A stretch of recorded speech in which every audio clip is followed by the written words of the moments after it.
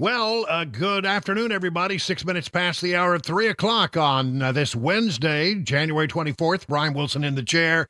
For the next 4 hours, we're going to bring you a lot of news and information. We'll bring you sound from the newsmakers. I mean, we got all kinds of stuff stacked up today. We'll be talking, of course, about the 2024 results out of New Hampshire and what it means and the calls for Nikki Haley to back out. But first, we have this. Breaking news, the Arizona GOP chairman Jeff DeWitt has stepped down following the leak of a tape that featured him and Carrie Lake, who's running for the Senate in Arizona. Now, wait till you hear this one, folks. If you don't know this story, it is really interesting. From the Washington Examiner.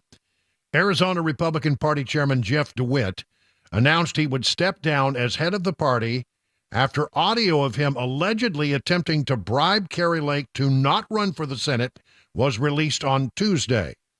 The audio featured DeWitt asking Lake what price she would take not to enter the Senate race, which she is now running in. Lake said that DeWitt should resign in the aftermath of the leak, and indeed that has now happened.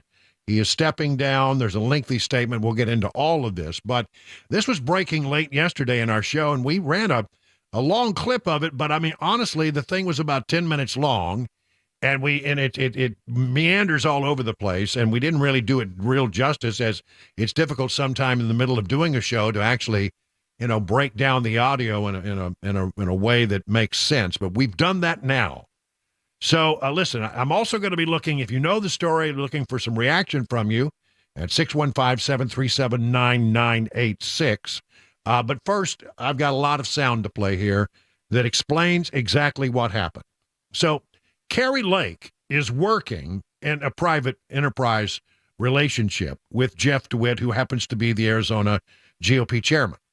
And he calls her and says, I need to talk to you, but I can't do this over the phone. I need to do it in person. And they get together. They have a meeting. But Carrie Lake records the conversation. It's very clear this was recorded by Carrie Lake, and you'll get a sense of that as we go forward. And so the Arizona GOP chairman, Jeff DeWitt, walks in, sits down.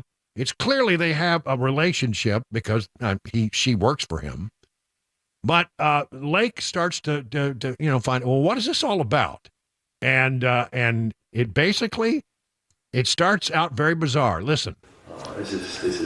This is back east. Back east. There are very powerful people that want to keep you out. I know they do. They want to keep you out. They're willing to put their money where their mouth is in a big way. So, this conversation never happened. This is crazy, though. They should want me. I'm a great candidate. People love me. These people are corrupt. Yeah, so she's instantly offended. So the guy says, it's big people back east, and they want you out of this race, and it gets more and more interesting. So what's going on? Who is it? What? Forget the who. Let me just tell you the what. Let's just say there are people calling around saying, "Gosh, no, you can't repeat this. Never repeat this. If you say no, don't. If you say I got offered to buy out, don't. Because then we lose our ability to get things done in the future." So what do they want? What do they want me to do? You want me to stay out for 2 years. Stay out for 2 years. But I'll tell you what I can offer you. But I said you can do whatever she wants. Talking head, this and that. So the ask of me was, it's kind of funny. So the ask I got today from back east was, it has to stay between us. Is there any companies out there or something that could just put her on the payroll and give her to keep her out? And I said, well, what are you willing to do? Like, whatever we need to do. This is about defeating Trump. And I think that's a bad thing for our country. And I don't want to make a deal with these kind of people. This is a hill worth dying on. I'm not, if they're going to steal the election to make me and our movement go away, I'm not letting him do that. I owe it to the people of Arizona. Or to carry their torch and their voice. Or you don't go away, but you pause. Pause. This is the battles right now, Jeff.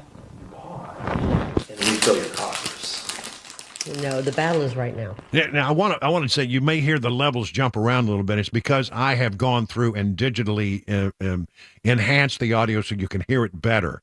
And I have done some editing for time here. So I don't want you to think that the original tape was edited this way, but there are points of it where it's very hard to hear. So I did some work on it so you can hear what he's saying just a little bit better. So they're saying they want you to pause. They want you to pause.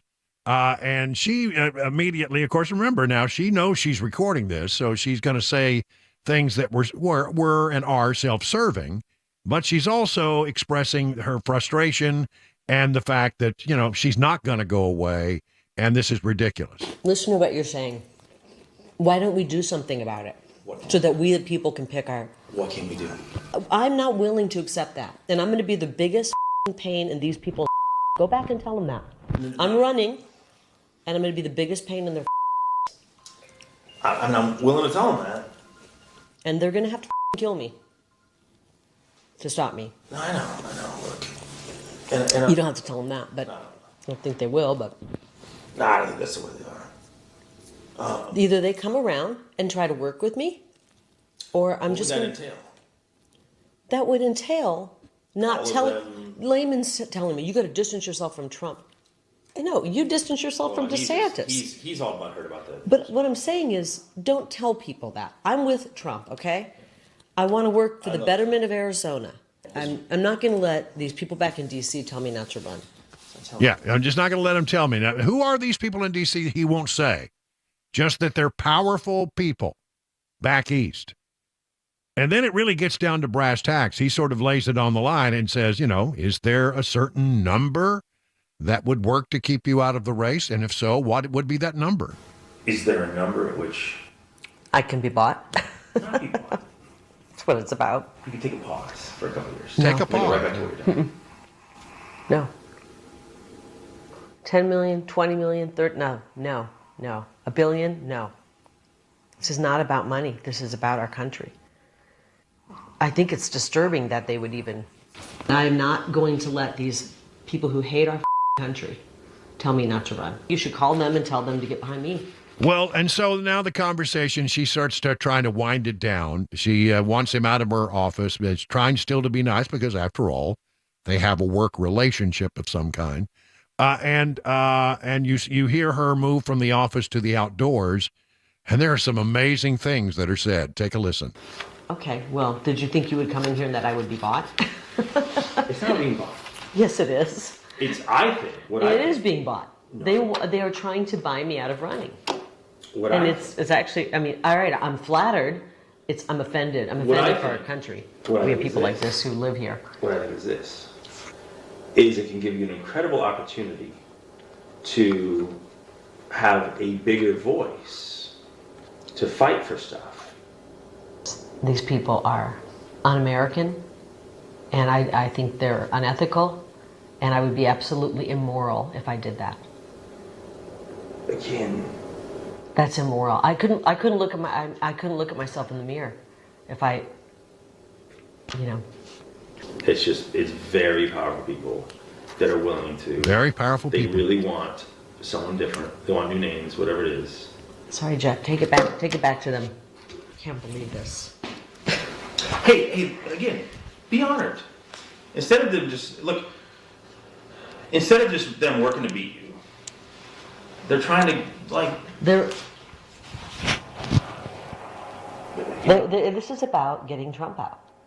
But again, it's like, you know what it is? The people don't get to choose their elected officials unless they're pre-approved by the swamp. And the swamp doesn't pre-approve of me.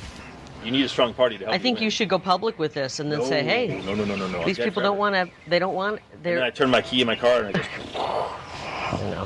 I like it. Tell them I'm not flattered. I'm offended that they. Don't tell anybody we had this conversation. I'm offended that they don't care about our country more. I actually wish you'd just give me a counteroffer. Counteroffer. Give me a counteroffer. Give me a counter.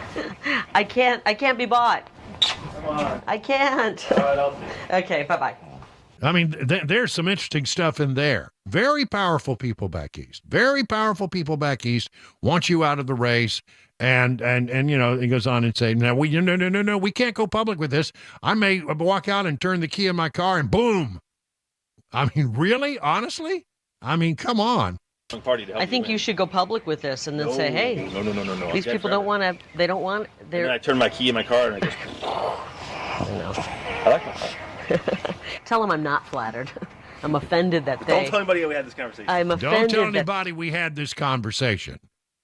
All right, so that comes out yesterday, late yesterday, and then she says today, early this morning, she puts out a press release or makes a statement saying this GOP chairman needs to step down.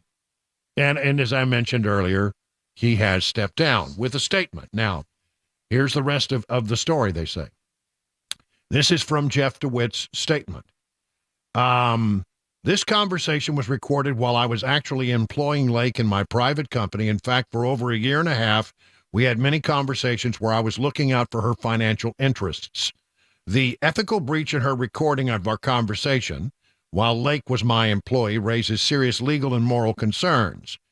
The act of recording was not just a betrayal of trust, but also a violation of the fiduciary responsibilities of an employee. Contrary to accusations of bribery, my discussions were transparent and intended to offer perspective, not coercion. There's a lot more, but let me get down to this part of it. I said things I regret, but I realized when hearing Lake's recording that I was set up. I believe she orchestrated the entire situation to have control over the state party, and it's obvious from the recording that she crafted her performance responses with the knowledge that she was recording it, intending to use this recording later to portray herself as a hero in her own story. This morning, I was determined to fight for my position. However, a few hours ago, I received an ultimatum from Lake's team: resign today or face the release of a new, more damaging recording. I am truly unsure of its contents, but considering our numerous past open conversations as friends, I have decided not to take the risk. I am resigning as Lake requested in hopes that she will honor her commitment to cease her attacks, allowing me to return to the business sector, a field I find much more logical and that I prefer over politics. So there, I've laid it all out for you. I mean, this is really, really something. I mean, the question that I have, the overriding question is, who were the people back east who were asking him to go in and offer her money to get out of the race or to take a pause? Well, we're not asking you to get out. We're just asking you to take a pause for 2 years. 2 years. Just take a pause. Just, get out of the way. And I'm going, wow, who are those people? I mean, I'd love to know. Who are those people who wanted Lake out of the way and what was their motivation for it? Now, you've heard the entire story. You've heard the tape. I would love to know your thoughts about this. The number is 615-737-9986.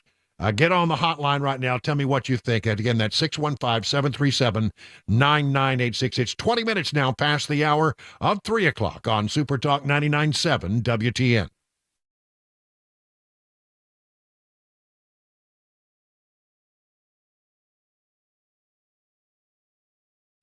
Let me tell you about my good friends over at D.T. McCall's. Good people. They've been running that family business over there for more than 100 years, all in the same family. And you don't survive more than a century without having a reputation for treating people right. Whenever possible, D.T. McCall uses locally made products. They're made locally. They are produced locally. There's a thing called England furniture, which is actually not made in England, but in Tennessee. And then there's a mattress line exclusive to D.T. McCall's, made in Tennessee. I actually have one, and I love it. I think you'll love it, too. And the one thing that they're known for is they're not going to jack you around. They're going to give you an honest price, and it's going to be a good price, but it's going to include, the cost of everything. You're not going to, go to a big store, a big box store where they give you a number and it sounds so good, but then they add charges for delivery, setup, and haul away, and you find out, well, that's not really a good deal at all. No, they're going to be honest with you. So listen, why don't you look at their website and see all the things that they can do for you and your home. 615-737-9986. Sorry, that's not right. I'm confused. It's dtmccalls.com. That's right. Well, we're going to give them another one for this one. It says that just get a look at up their website, dtmccalls.com.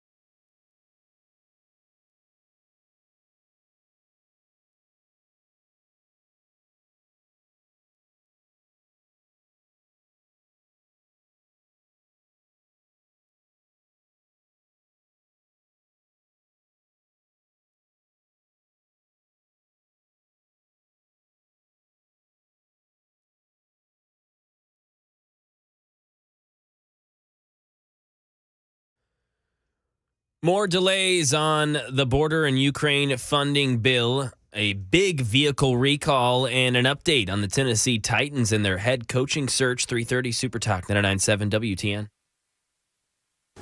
Is there a number at which I can be bought. not be bought? That's sort of the big moment there, out of a tape that has been leaked by Carrie Lake, apparently, one assumes. And that was a recording between her and the party chairman for the Arizona GOP. And basically saying, big, powerful people back east don't want you to run. They want you to get out.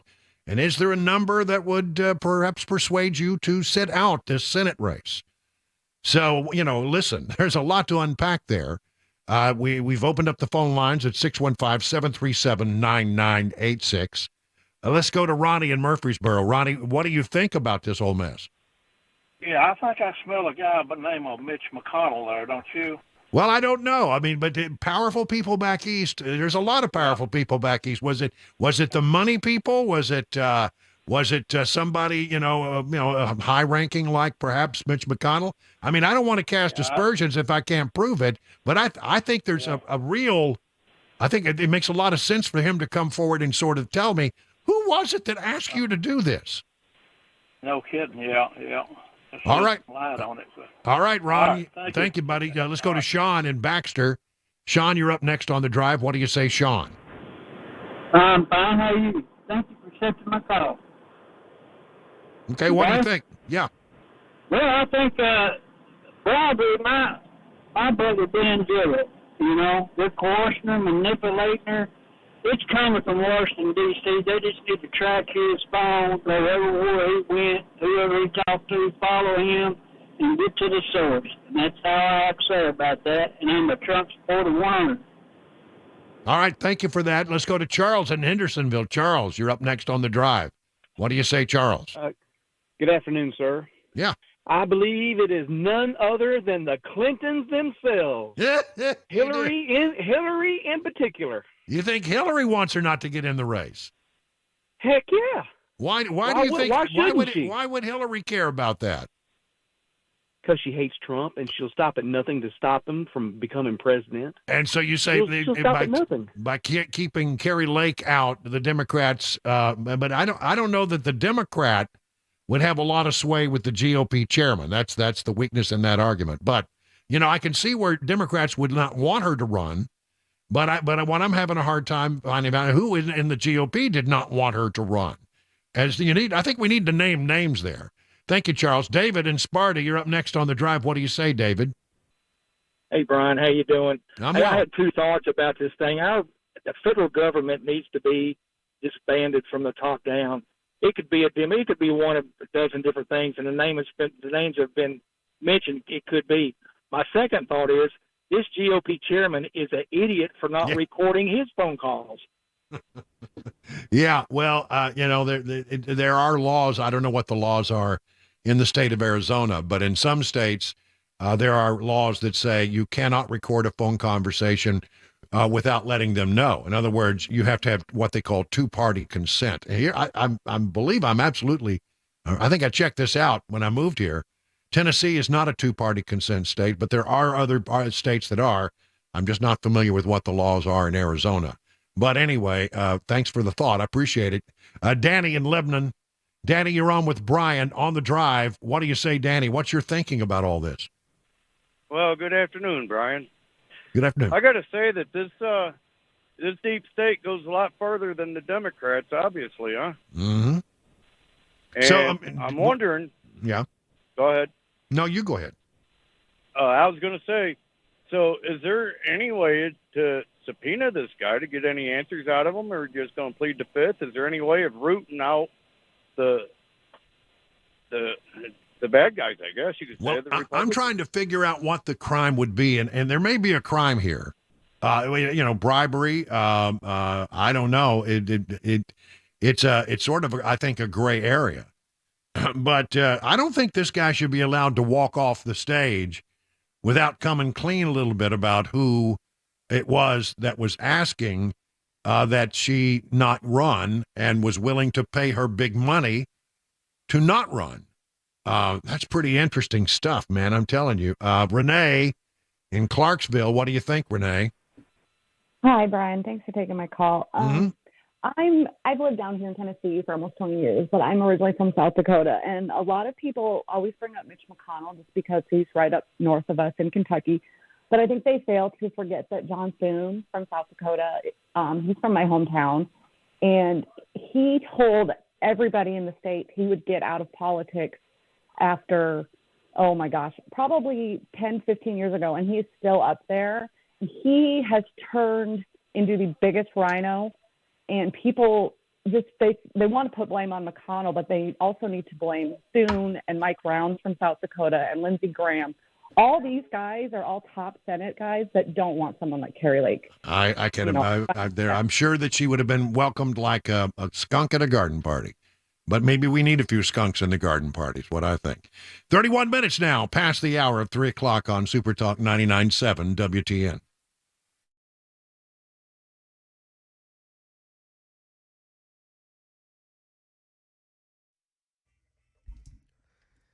.331, I'm Mac Maury with your top stories. 57 degrees, cloudy, rain on and off in Middle Tennessee. Got a flood watch in effect now for a large portion of the mid-state until tomorrow afternoon. Got a weather forecast. Traffic report will tell you all about it coming up 5 minutes. More delays on that border and Ukraine funding bill in the Senate today, with a growing number of Republicans saying Democrats won't give them what they want on Mexican border security. Andy Field brings us the latest. The Senate will need at least 10 Republicans to okay a border Ukraine-Israeli funding compromise. A number of them are already saying no. There will be nothing in there that will directly impact anything, whether it's Ukraine aid or anything else, if the border's not secure. Florida Republican Senator Rick Scott claiming that President Biden is knowingly letting in criminals, terrorists, and drug dealers. Car recall. Nearly 1.9 million Ford vehicles being recalled because of a part of the car that can fly off while driving.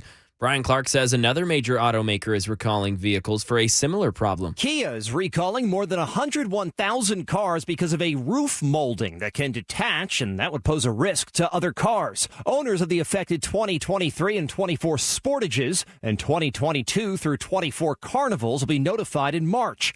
Dealers will inspect the part and, if needed, make a repair free of charge. Some Tennessee Titans news. The Titans have finalized the hiring of Brian Callahan as the new head coach of the team. He prior was offensive coordinator with the Cincinnati Bengals. Along with that move, general manager Rand Carthon has been promoted to executive vice president and general manager, while elevating Chad Brinker to president of football operations. The power structure within that organization now clearer. Carthon dealing with Callahan and the roster. Brinker dealing with the salary cap management and analytics. That's the latest news. Weather, traffic next. I'm Mac Maury, WTN News.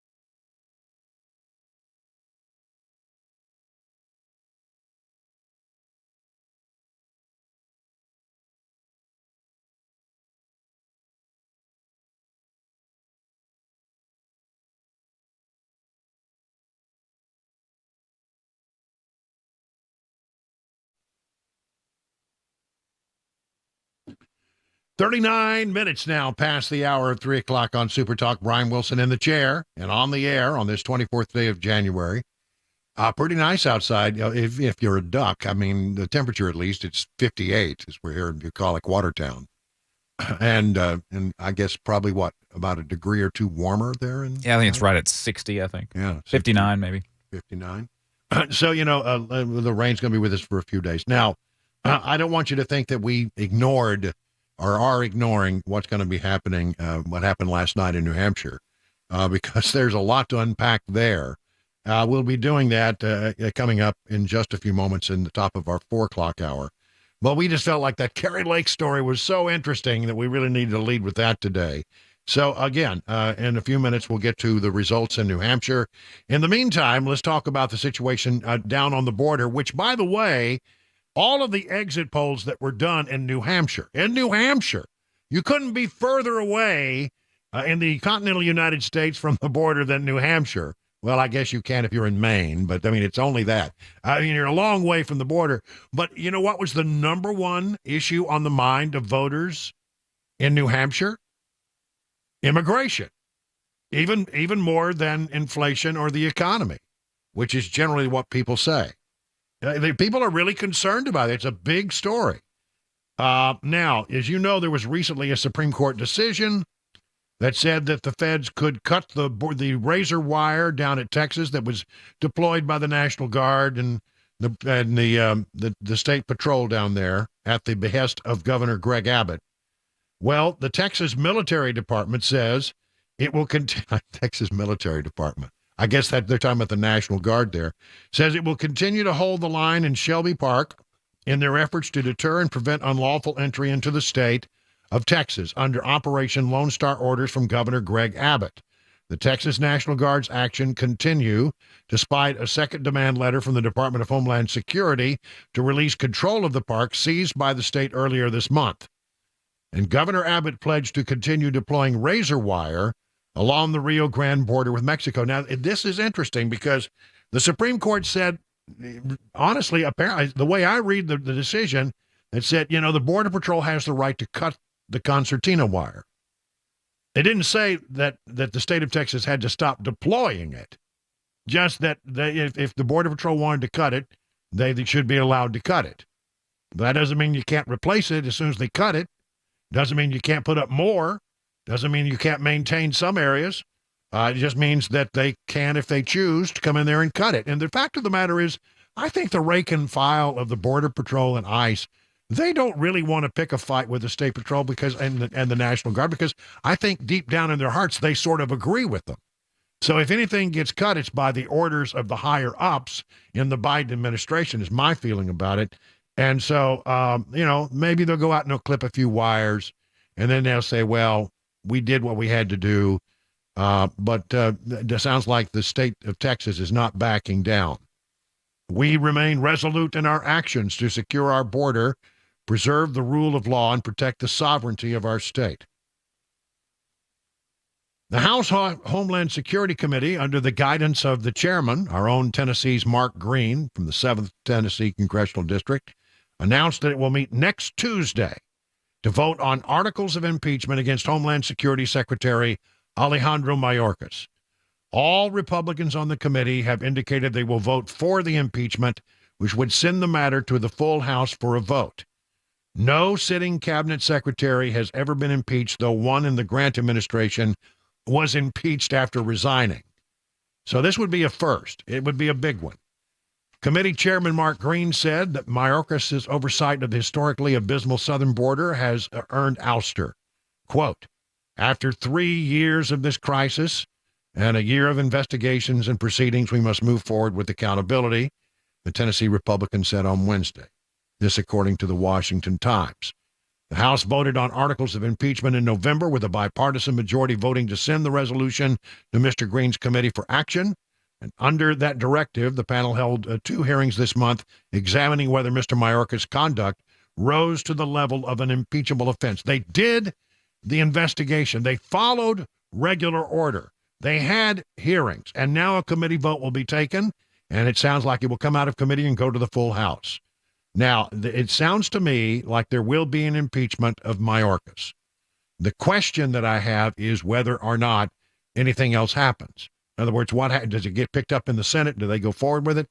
Honestly, I mean, I think they have to take it, but they could dismiss of it in pretty quick order, given that the Democrats are in control there. But I think it's going to make Democrats squirm if they have to vote in favor of quashing the impeachment motion that comes over from the House.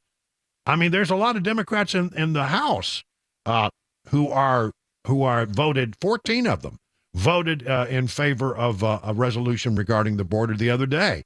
Voted with Republicans because they understand that in their home districts this is a big issue. 14 different Democrats in the House, in which they hardly ever break ranks, but they did on this one. And here's this: 9 Democrat governors are now pressuring the Biden administration and Congress to address the border crisis. New York Governor Kathy Hochul is leading a group of other Democrat governors in putting pressure on Joe Biden and Congress to do something about the Biden border crisis.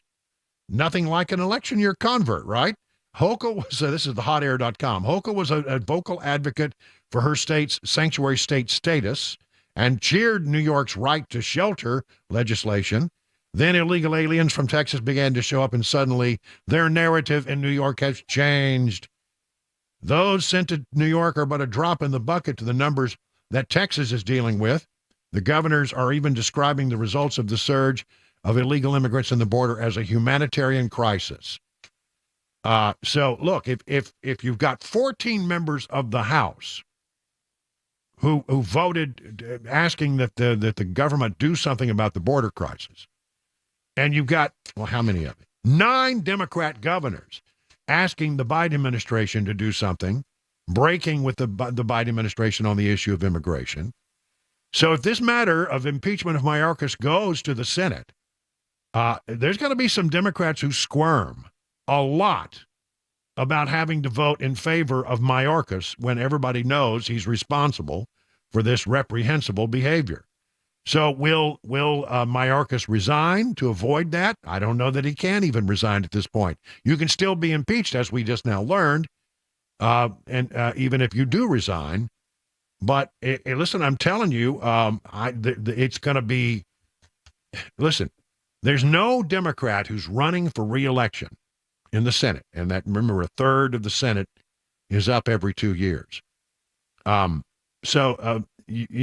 good number of Democrats are running for re-election, more Democrats than Republican in this particular cycle.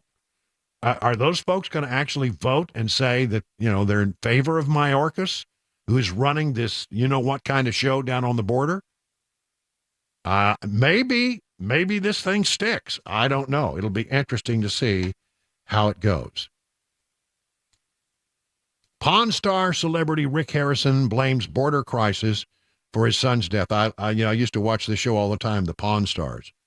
Rick Harrison had a 39-year-old son who died of an overdose death. And he said, quote, this is his statement: "I can confirm Adam died from a fentanyl overdose." The Harrison family found out on Friday that he died from a fatal fentanyl overdose. "The fentanyl crisis in this country must be taken more seriously," Harrison said. It just seems it's flowing over the borders and nothing is being done about it, and we must do better. Fentanyl seizures, according to the Federalist, by the Customs and Border Protection folks are up 860% since 2019. And I'm telling you, it's bad. It's really bad. Now, I mean, I'm deeply sorry for the passing of his 39-year-old son, Adam. But he's a celebrity and his story gets told, right? What about all the people who are dying around the country of fentanyl overdoses? And, it's a real crisis. It truly is. If you don't believe it's a crisis, talk to some local cop that you know. They'll tell you. They come across fentanyl overdoses all the time. I had a police officer tell me that it's not uncommon to have 2 or 3 a shift. So that's like 6 to 9 a day. In Nashville or in the area, that's just in Davidson County. Not uncommon. So the fentanyl is out there. And it's really bad. And great sadness for Rick Harrison's loss. But I mean, Americans are losing their lives by the thousands in this country. 100 a day is what we are told. 100 people a day in America die of a fentanyl overdose. Add that up. It's a lot of people over the course of a year, and it's being done because the border is so wide open. It's coming right across, and we're not doing anything. You know, it's just what makes me so angry about this is that you've got the Biden administration doing this for political purposes. And their political gain that they hope to get one day is more important to them than the lives of people who are dying every day because of the influx of fentanyl and other dangerous drugs to this country through the wide open border. It's criminal. It really is criminal. I think it's an impeachable offense, not against Mayorkas, but maybe someone a little higher up the food chain over there. Just saying.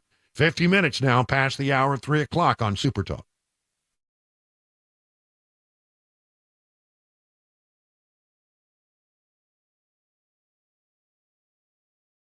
My friends at Grace Point Healthcare deliver medicine affordably with menu-style transparent pricing so you'll know how much it will cost before the care is delivered. They have smart care plans start at $69 a month. You get unlimited office visits and free basic labs for the entire year. And because they treat the entire family, even newborns, they offer family plans as well. Now, if you marry this with a high-deductible insurance plan, it will save you and your family hundreds of dollars. At Grace Point, they take their time with each patient. They see you the same or next day. There are no long wait times or crowded wait rooms. They treat naturally whenever possible. It is a military vet-owned practice. Just some of the reasons why it's been voted the best primary care provider by Toast and Music City year after year after year. Grace Point Healthcare is on Main Street in Franklin. Here's the number, 599-6868. That's 599-6868 to schedule a visit.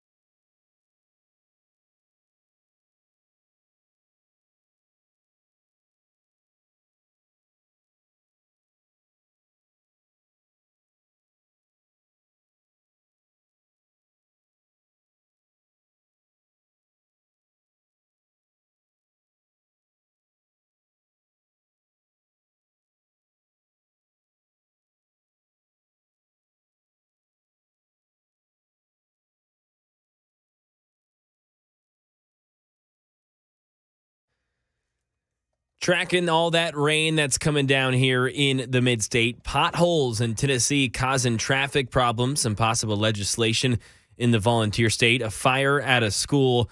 And we take a look at the nation's largest oil-producing state and how they're increasingly one of the bigger consumers of renewable energy. It's all coming up at 4 o'clock. Super Talk 99.7 WTN. All right, thank you, Mac Morey. These in the newsroom with all of the stories. Also featured at 5:25 in Mac Morey's Wide World of Sports. You don't want to miss that. Chris Weber's in the control room pushing the blinky buttons, and I am your friend and radio buddy. Let's take a look at your market news. Dow Jones down almost 100 points, 99 points today. S&P up about 4. NASDAQ up about 55. But the big news everybody's looking at has to do with car maker Tesla. And for that, let's check in with John Maxon over at Beacon Capital Management. Am I correct? This was an after-hours announcement? Yeah, it's absolutely. Big tech is really starting to report, and that's what's led this market surge is really technology companies. So Tesla came out, and they had a miss on earnings per share, and then on a revenue by about $590 million. So a miss there, and I think what has Wall Street a little bit worried with them, at least initially, is that they've warned that their growth is going to slow down in 2024, but they coupled that with the fact that they are bringing a next-generation platform that could cut the production of cars down as much as 30%. So some really interesting thing. They actually have an earnings call later tonight, but that's really driving the market, and GDP tomorrow and then inflation on Friday. So those are two key reports. All right. Thank you very much, John. Listen, learn about all the things that John and the other folks over at Beacon Capital Management can do for you and help you get headed toward retirement properly. Just go to their website, askbeaconnow.com. 59 minutes now past the hour of 3 o'clock on Super Talk. D.T. McCall and Sons. They've been around for 100 years in this area. You don't make it 100 years without having a reputation for treating people right. And they do. They absolutely do. I mean, there's this game that's played at some places, especially the big box stores, where they'll give you this super low price and you think, well, that's a great price. But then they start to charge you for things like delivery and setup, haul away. Even if you need cords or hoses or some doodad to make the thing work, they're going to charge you extra for that. And by the time you get all that added up, it turns out it wasn't such a good deal at all. T.T. McCall will give you a good price, but it'll be an honest price, and they'll never charge you extra for delivery, setup, or haul away. I mean, what else could you ask for? And again, they try to sell products that are made and manufactured in Middle Tennessee. England furniture is made right here in Middle Tennessee, not England. And it's good stuff. And so is a mattress line that's exclusive to D.T. McCall's, made right here in Middle Tennessee. I have one. I love it. And I tell you, I think you would love it too. Find out about their convenient locations and all the things they can do for you by going to their website, dtmccalls.com.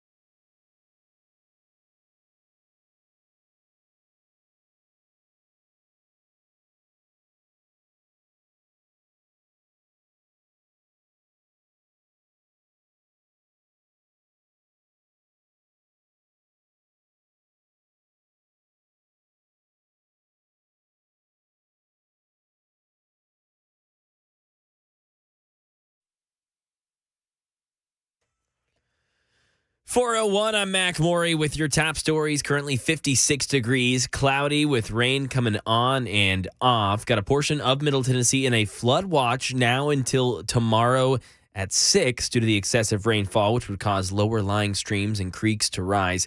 The counties affected are Bedford, Coffee, Giles, Grundy, Lawrence, Lewis, Marshall, Murray, Perry, Van Buren, Warren, and Wayne counties. And looking at some traffic here real quick, potholes. The Tennessee Highway Patrol has closed one lane of I-24 West in Murfreesboro. This is near Salem Pike at mile marker 80. And this comes after several drivers have gotten flat tires due to those potholes in that area.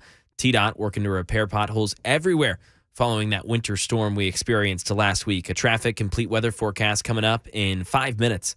Possible legislation in the state, a bill to make child rapists eligible for the death penalty in Tennessee, has passed on its first reading. Sponsor of the bill, William Lamberth, came on the Matt Murphy Show to discuss it. This is a decision for all Tennesseans to make through their elected representatives. This is a policy consideration on what we feel like as a state the punishment should be for that type of heinous crime.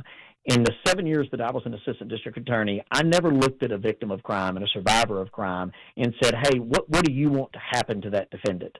It was the state of Tennessee versus that individual. It's the state's job to prosecute that person. It's not a civil suit.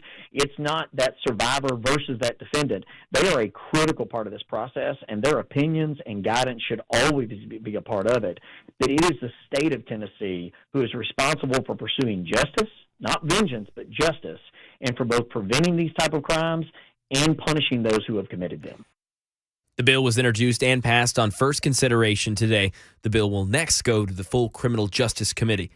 A fire in Tennessee. There was a fire at Sunset Elementary School in Nolensville this morning around 9:30. Fire crews were able to contain it. Several departments responded. The smoke was coming from the second story. Officials later found out that the problem was linked to the HVAC. All students were back in the building by 11 a.m. The nation's largest oil-producing state is increasingly one of the biggest consumers of renewable energy. Jim Ryan is in Dallas, and he says wind farms are cropping up across the Lone Star State. A vast stretch of land near the Texas-Oklahoma border might one day sound like this. If a plan to erect as many as 60 wind turbines, each 800 feet tall, comes to fruition. It's not that we're against wind or solar or green energy per se. Chris Wilson lives near the site. It's the scale of these projects. It's the placement of these projects in and amongst our communities. He's launched a petition drive against the wind farm. If it fails, the turbines could be generating power by 2026. And Netflix, they announced a major boost in signups in the fourth quarter despite cracking down on password sharing. The company added more than 13 million subscribers for the quarter and now has a record number of subscribers, 260.3 million. That is the latest news. Traffic and weather on the way. I'm Mac Morey, WTN News.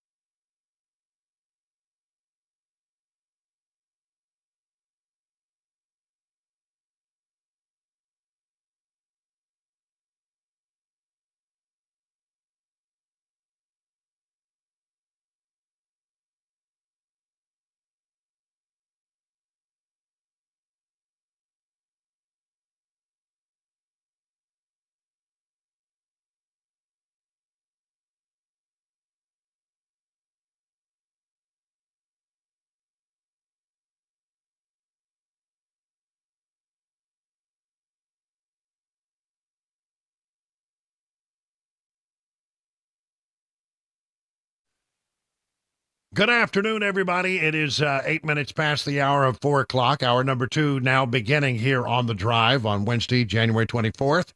Man, we've got a lot of ground to cover here. A little bit later in this hour, we expect to hear from our good friend Pete Hegseth, who's been in New Hampshire, but also perhaps came to weigh in on this developing Carrie Lake story. If you haven't heard about the Carrie Lake bribery story, you need to hang around because in the 5 o'clock hour, we'll get into that, and that is a doozy. Secret tapes where Carrie Lake is offered a bribe by the chair of the Arizona GOP party. The GOP chair in Arizona offered her money to not run. And he actually resigned today. We'll get into that story as well. But, we're way overdue because of all the breaking news we've had today in getting into this. Time for our 2024 update. Of course, the big results in New Hampshire last night. Donald Trump won. He won by 11 points, which in any other race would be considered a landslide. But much is being made about Nikki Haley, who it was 54.3 to 43.3, so even 11 points that Trump defeated by. But Nikki Haley, she wasn't letting any grass grow under her feet in the early going. I mean, just a few numbers were coming in, and the numbers were much tighter in the early going before some of the other big cities came in. And she rushed to the podium to make a statement about how good she had done. I want to congratulate Donald Trump on his victory tonight. He earned it, and I want to acknowledge that. Now, you've all heard the chatter among the political class. They're falling all over themselves, saying this race is over. It's not over.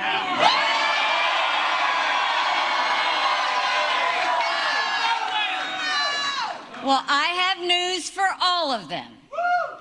New Hampshire is first in the nation. It is not the last in the nation.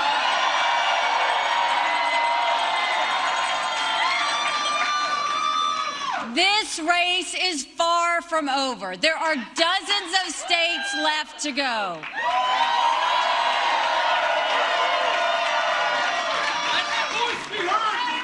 And the next one is my sweet state of South Carolina.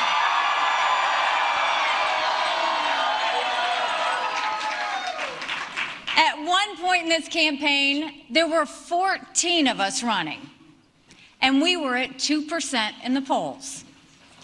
Well, I'm a fighter. And I'm scrappy.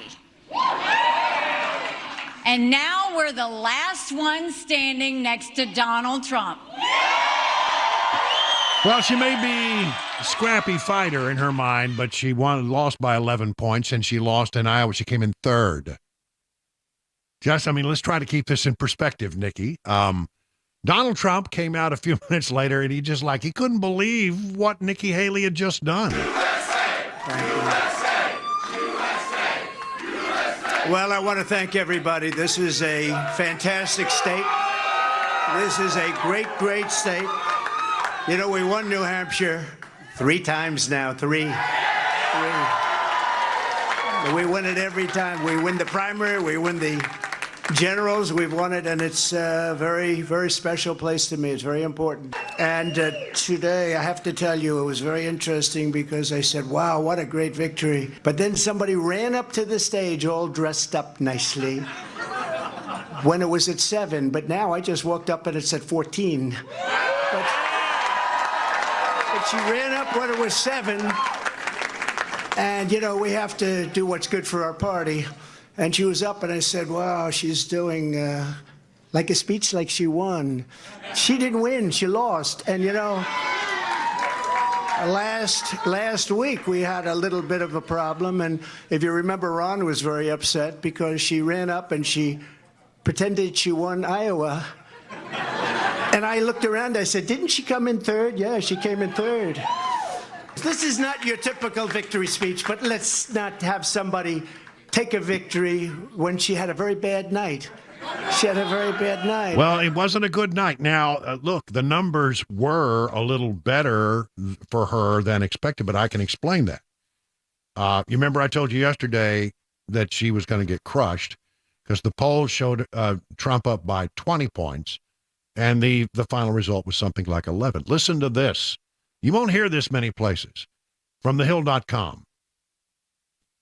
A poll of voters as they were leaving showed that 70% of voters who backed Haley in the primary on Tuesday were undeclared or independent, while only 27% were Republicans. The remaining 3% were unregistered voters before participating in the primary. In other words, you see, Democrats and independents can play, and so it looks like 70% of the votes that Nikki Haley got were Democrats messing around in the Republican primary there in New Hampshire, or maybe independents messing around, people who don't like Trump. So if you look at Trump's numbers, 70% of Trump voters were registered Republicans, 27% were undeclared, and 3% were previously unregistered as voters. And the story goes on to say voters in New Hampshire do not need to register as Republican to vote in the GOP primary, but then they cannot be registered Democrats. Doesn't matter. The next election is what? Is the general election. And it doesn't matter. You know, you don't have to be registered as one or the other to vote in the general election. You just have to be registered. So, listen, there we go. It explains a lot why Haley did a little better than expected.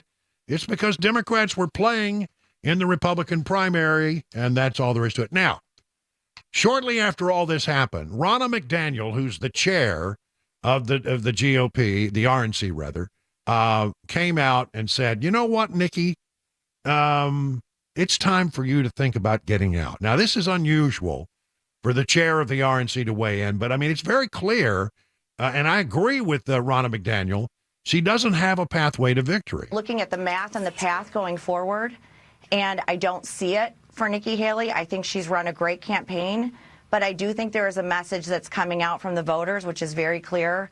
We need to unite around our eventual nominee, which is going to be Donald Trump, and we need to make sure we beat Joe Biden. It is 10 months away till the November election, and we can't wait any longer to put our foot on the gas, to beat the worst president, to beat a president that's kept our borders open, allowed fentanyl to pour through, allowed inflation to go rampant. He is hurting the American people, and we need to do everything we can to unite so that we can defeat him. All right, so that's pretty unusual. Basically, the person in charge of the RNC saying, you know, Nikki, what is your pathway? And I can't see a pathway for her. David Axelrod, who is a Democrat, you know, he's an Obama guy, was on, I think it was CNN. And he lays out, you know, she says she's staying in, but I'm not really sure it makes a lot of sense. And, you know, whether once, you know, she has a chance to sit back and think about it, whether she really will. I think even though I disagree with David Axelrod on most things, I agree with him on this. I feel for her because I've seen campaigns in this kind of situation before. I've been in this kind of situation before. I really question, I question whether she really ultimately wants to go forward to South Carolina and put her popularity to a test in her home state. And I'm wondering whether her supporters and her financiers or donors are going to want to do that too. I mean, I think the handwriting's on the wall. I think it is too. And I think if you remember back when we were in Iowa, there was this moment where Ron DeSantis, who came in second, remember Nikki Haley came in third in Iowa. She came in second out of two in New Hampshire and beaten soundly in both of those races. But there was a moment when Ron DeSantis took to the stage and he said, look, we're still alive. And Haley, remember he talked about having his ticket punched? You remember the sound? In spite of all of that they threw at us, everyone against us, we've got our ticket punched out of Iowa. But once he had a day or two to sit around, he made a quick run to South Carolina. Then he doubled back to New Hampshire. And now this is 3 or 4 days, and he finally, he decided that I have to get out. And he did a classy thing. He got out and endorsed Trump, said he had some differences of opinion with Trump, but he was endorsing him because he had promised to do so. So will that happen with Nikki Haley? I think it probably will. I mean, she may just stick in there just out of spite, but as I have said before, it doesn't matter. Does she really want to go back to South Carolina and get trounced in her home state? And she will. She will get crushed. The most popular politician in the state of South Carolina right now is Tim Scott, and he is he's on the stage with Trump. He's endorsing Trump, and I have a feeling that that Trump's going to crush her. The last numbers I saw out of South Carolina, Trump was well ahead of everybody else, and there hasn't been any real recent polling, but I don't think it matters. I think in South Carolina, Trump is going to win. He's going to win handily, and it's going to be pretty embarrassing for Nikki at that point to have stayed in the race when, in fact, there was no real chance she's going to win, and no one really could see a pathway to victory. So maybe she'll take a page out of the DeSantis playbook. She'll you have to go out and say something on election night when the results come in, and even if they're not all that favorable to you, you still got to go out there and put lipstick on the pig, and that's what DeSantis did, and that's what Nikki Haley has done. She put lipstick on the pig. It's still a pig. You lost. And I'm wondering if maybe when she has a moment to catch her breath and she has a chance to check in with her money people and people that she respects, she'll come to the same conclusion that Ron DeSantis did, that it's time to put the campaign in suspend mode and maybe live to fight another day. Because the one thing you don't want to do is get crushed twice pretty badly and then go to your home state and get crushed again. And I think they'll look at the numbers, they'll do a sober assessment, and I think that probably before we ever get to South Carolina, Nikki Haley will be out. And if I'm wrong about that, it's just as she's doing it out of sheer spite, just to stay in the game in case something happens to Trump in one of these legal cases that seems to change things. But I don't think that's going to happen, because every time something happens with Trump in a legal case, he just gets stronger with Republicans. As I said on Monday, it's over. It's over, and it sounds like it's just a matter of time. Everybody seems to know it except Nikki Haley at this moment, and it must take a little time for them to swallow and accept the truth. So watch this space. I think if she's smart, she'll get out before we get to South Carolina. 21 past the hour now, 4 o'clock.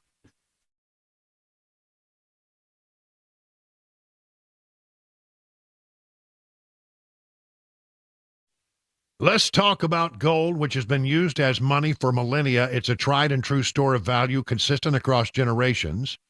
Some have observed that generational wealth has 3 components: land, art, and precious metals. Well, nobody can afford land right now. If you looked at interest rates, art, very hard to judge. Are you an expert? I'm not. Precious metals is something I can wrap my hand and my head around. I mean, I can hold it. It's tangible. It's real. You can put it in your safe. So listen, the inflation that we have right now is currently decreasing the value of your money. And gold and silver can be a safe haven during uncertain economic times. You can learn all about the importance of owning gold and precious metals by going to Nashville Gold and Coin. Maybe you have gold that was given to you. Maybe you inherited gold. You don't know what it's worth. Or maybe you're just curious about precious metals and want to learn more. Well, listen, Nashville Gold and Coin is the place to go. They're always available to discuss your options, educate you on the precious metals market.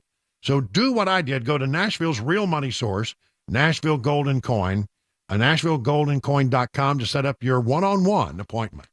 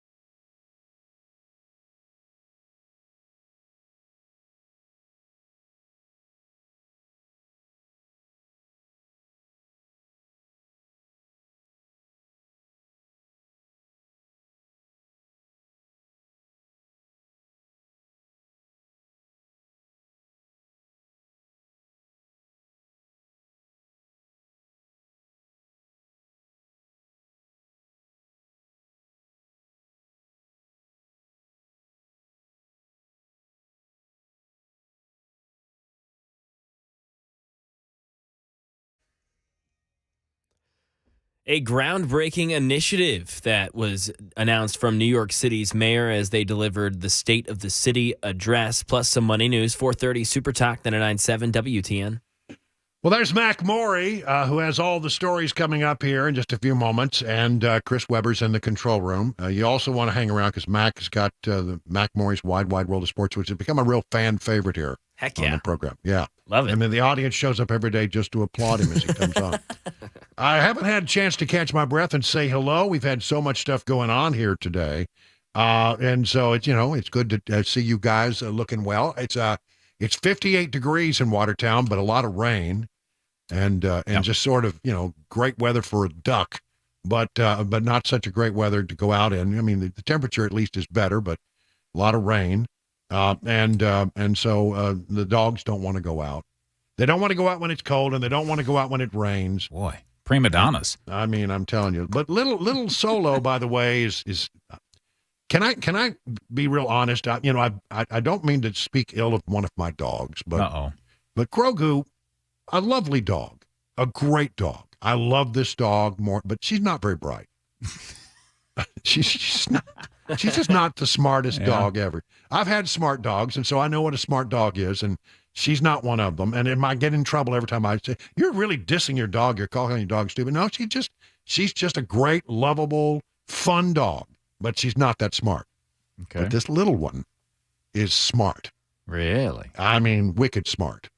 She's already halfway potty trained at like 7-8 weeks. Nice. She messes up every once in a while, but she's getting there. She's got it pretty much straightened out. And she's figured out. She's got cabana wife wrapped around her little paw. That's what she's got. she knows that. Big scandal, by the way, here in Watertown. Well, I don't know if it's a scandal, but big doings. What did you do now? No, I didn't do anything. I had, but all of a sudden, people in Watertown are apparently up in arms because out of nowhere, there are police surveillance cameras that have gone up in Watertown. They're big. I say there are 3 locations, but each camera location has like 5 cameras bristling off of a box with a big, bright, blinking blue light. You can see it a mile away when that light's blinking it. And so, where did it come from? What is this? Is this a speed camera? Is this a red light camera? And so people are all up in arms about it. And I read the local paper, the Watertown Express. But the last time, I always see, usually you read the city council minutes, out of the Watertown Express. But the last round of minutes that I saw were from November. So it's they're a little late in getting me the latest minutes. I don't know why. But one way or the other, nobody seemed to know anything about it. Strange. But I went to the source of all information. Okay. Kim, my barber. Of course, yeah. The barbershop in Watertown is sort of like the barbershop in Mayberry.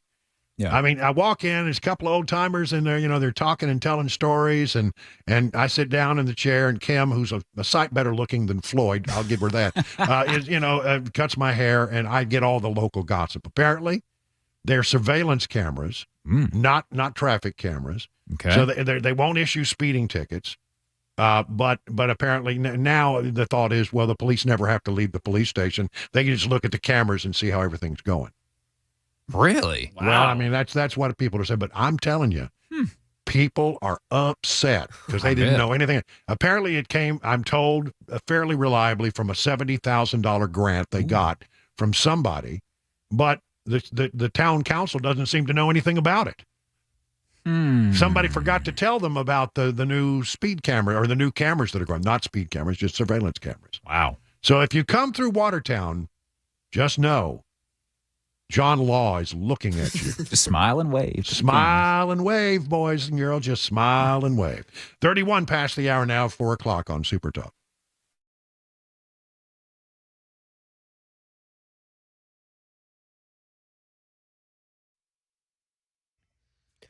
.431, I'm Mac Morey with your top stories. 56 degrees and a rainy day in Middle Tennessee. A rainy week Expecting rain every day the rest of this week into the weekend. A flood watch in effect because of those showers for many counties in the mid-state. That goes into effect until tomorrow at 6 p.m.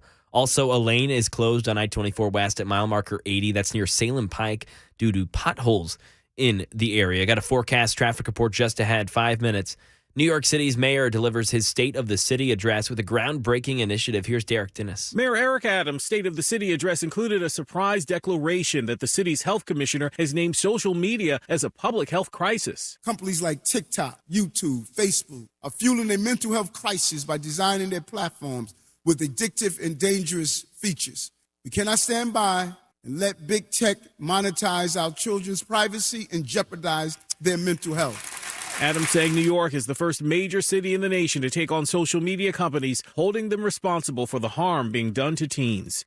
Now over to the Monday News. Daria Albinger lets us know what happened today on Wall Street. The broadest of the indices just continues to rise. The S&P closed at another record high, up 4 points. It's the index that most retirement accounts are weighted to. The Nasdaq rose 56 and the Dow fell 99. Strong gains for Netflix and some big tech stocks pulled the markets a bit higher, although many other stocks are weakening. We're starting to feel better about inflation and the economy, a trend which could sustain consumer spending, fuel economic growth, and potentially affect the presidential election. The University of Michigan's Consumer Sentiment Index jumped in the past 2 months by the most since 1991, and a survey by the Fed's Bank of New York found America's inflation expectations reached their lowest point in 3 years. Online retailer eBay is cutting about 1,000 jobs, or an estimated 9% of its full-time workforce. And that is the latest news, traffic, and weather next. I'm Mac Morey, WTN News.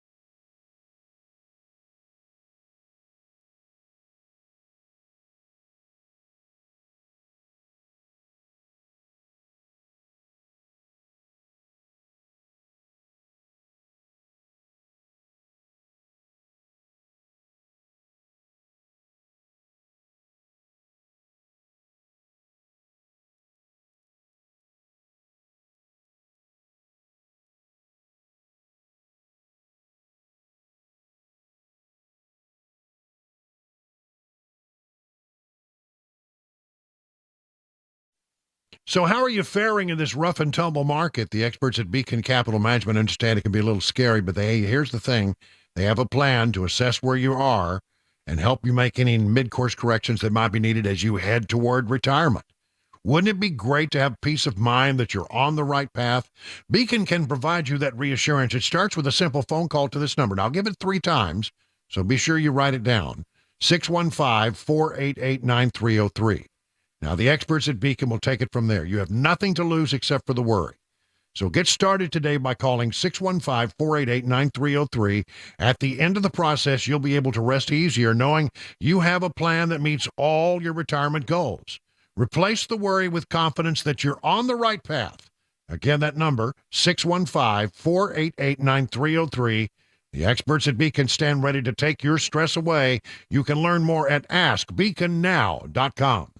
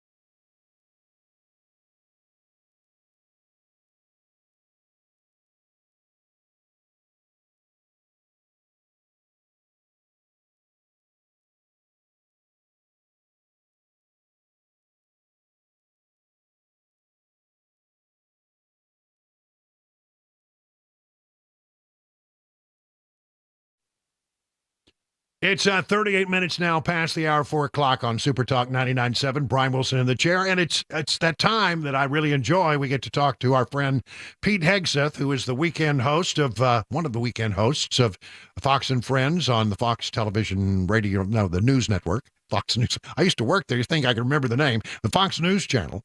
And then, but he's also a local resident as well. When he's not in New York doing that, he's right here in Sumner County. Hey, Pete. I saw you in New Hampshire. Where in the world is Pete Hegseth at this moment? Oh, back in Sumner County at a reasonable temperature. Brian, I left New Jersey and Minnesota for a reason, not to get, the Arctic. What's going on here? I don't know. I mean, Iowa was cold. New Hampshire is cold. I mean, it seems like you could get a couple of primaries right off the bat that would be in the warmer climes and then go back to Iowa and New Hampshire when things start to warm up there. It seems like that'd be the way. And then here on the home front, it's freezing. Schools closed for a week. It's been something. I'll tell you. Not too bad today, though. It is a lot better. No, You're today's right. beautiful. I've been out in the yard. It's been great. Man, you must get up and take the early flights, because I'm telling you, I saw you last night doing Fox coverage up in New Hampshire, and Donald Trump had another good night. The polls were a little off, but I mean, I read this story here that says that the reason that they're off is that 70% of the people who voted for Nikki Haley were either independents or Democrats or not registered. And it seemed like a lot of people crossed over to support her, but still Trump won by 11 points. Big night for him. I hate it when the guy wins, but the story is not, Trump won. The story is, Nikki Haley, says she's still in the race. What's going on with that? Yeah, we have to remember that's the headline. No non-incumbent has won Iowa and New Hampshire and not won the nomination. I mean, Donald Trump is on a glide path for that. No doubt about it. Win by 30, win by 11. These are big wins any other year, and they still are this year. And the crazy part is, you remember when Rush Limbaugh pushed Operation Chaos, this idea that, hey, let's cross over. I can't remember who it was against, and all the Republicans should register as independents and go vote against that, or if it was Hillary or whatever it was. Yeah. I mean, that's effectively what's happening right now in maybe a more organized fashion than we even realize, where Democrats in every primary where they can are trying to find – it happened in Iowa. We saw it in Iowa. There were 8 people in the precinct the caucus I was in. We did a Fox Nation show in the caucus that came in, switched from Democrat to Republican that day, and voted for Nikki Haley. And that's the reason she was up 1 vote in our tiny little precinct in Iowa City, Iowa. Right. Same thing last night. I mean, no polls could predict it because you're polling registered Republicans, exactly. Which means Donald Trump takes it going away. So if Nikki Haley thinks she's going to win the Republican primary with Democrat votes, I think she's got another thing coming. Well, she says she's not getting out. Ronna McDaniel says she should get out. I mean, I look at it and I say, do you really want to go back to South Carolina and get your butt kicked in your own home state? Do you think she'll have the same, come to meet Jesus moment that Ron DeSantis had when he said he said early going, I've got my ticket punched, I'm headed out, but then he came to his senses. She might, and that was smart of him. I mean, he should have done it months ago, but it was smart at least of him to not come in at 5% in New Hampshire and then have to give a sad speech that night about how he's dropping out. Much better to – now, he hasn't comported himself very well since. That's a whole other story. Interesting. So you endorse Trump and then you start needling him. But I think she's going to wait for a couple of polls. That's what I think. I think she's – even though it's a closed primary, even though Republicans are basically 2-1 for Trump against her, she's probably waiting to see, is there a poll that gives me some hope, and will the Koch brothers send me another $10 million? And if so, then maybe I'm cooking with gas and I can try. But it's still all a fantasy, and so you hope it's not a vanity project where she's just slowly morphing into a never-Trumper who wants to sabotage him, which, these things get very personal at some point. You never know. Yeah, and there's ego involved as well, and a lot of pride, and it just takes. It's one of those things like with DeSantis. I said, DeSantis hasn't got a pathway, and it seems like everybody has figured that out except DeSantis. Yeah. And then he finally, they finally, sort of hit the hard, cold facts. Reality sets in, and then they make a decision. I think that probably is what's going to happen with Nikki Haley, but let's hope so. Otherwise, it could become a really unnecessary, drawn out primary. Now, I know you've been traveling, and I don't want to hit you with something you're not familiar with, but have you been following this Carrie Lake story today? No, I have not. Carrie Lake leaks a tape that says yes, I have seen that. Yes. Yeah. Well, apparently the GOP chair in Arizona has resigned, and the whole thing is that apparently this guy goes in this recorded tape. By the way, she was working for him in a private sector job. She comes in and says, these people back east, these powerful people, they want you to sit out, and they're willing, to name your price. Basically, I'm paraphrasing. And now he has now stepped out and has resigned. What do you think? Who are these powerful people, do you imagine? The same powerful people funding Nikki Haley's campaign. The same people who, we have to remember the Republican Party before Donald Trump was effectively a captured opposition, a controlled opposition, and they liked it that way. And so the donor class wanted their cheap goods from China. They wanted a border that was kind of open, but not totally open, but mostly open with unfettered. These are things that the establishment Republican Party was okay with, and they want their access back. And so I think someone like Carrie Lake, who's a very much America first, no nonsense, would be that type of senator, is a threat to that. Just like J.D. Vance is a threat to that. Just like Marjorie Taylor Greene is a threat to that. Just like Donald Trump is a threat to that. And so people to have the presence of mind to record that conversation, if that did happen in the moment, because usually these things are done on the fly. I just think there are some people that are a threat. You just don't usually see it this blatant. Yeah, it's really shocking, and I think we did a segment, and we'll do another segment on here in just a few minutes for those who missed it. All right, so, the other side of the equation is that apparently there's been a shakeup in the Biden campaign, and again, I'm looking, they're now, apparently you got media people, not from your network, but from others, who are saying, Joe, maybe you need to go back to the basement because you're not inspiring a great deal of confidence out there on the road. Is that what we're in for? Another basement campaign by the president of the United States where he basically never leaves and just does everything by Zoom call? Why not? In their mind, what's the alternative? Have him go out and make gaffe after gaffe after gaffe because or it's just self-evident at this point. And they'll lie to themselves and say, hey, we won it last time with this strategy, so let's do it again. Let's push all the surrogates out that we can. Trump didn't debate on the Republican side, so we can refuse to debate in the presidential, hide him away, attack him, for being ultra MAGA and an end of democracy and for wanting to, kill every abortion doctor and mischaracterize. If Joe Biden really is going to dig his heels in, then I don't see another strategic alternative. You just have to carpet bomb with ads that characterize him a certain way and hope Donald Trump makes mistakes. Well, it seems like they're going to run strictly on the issue of abortion, which, I go, well, how's that going to work? On one side, you got a guy's going to be running saying, I can fix the economy, I can fix the border, I can get us, out of all of these entanglements around the world and do these positive things because I've done it before. And the other guy says, I want to kill babies. I hate to put it in such stark terms, but that's going to be the argument for this coming election, it seems.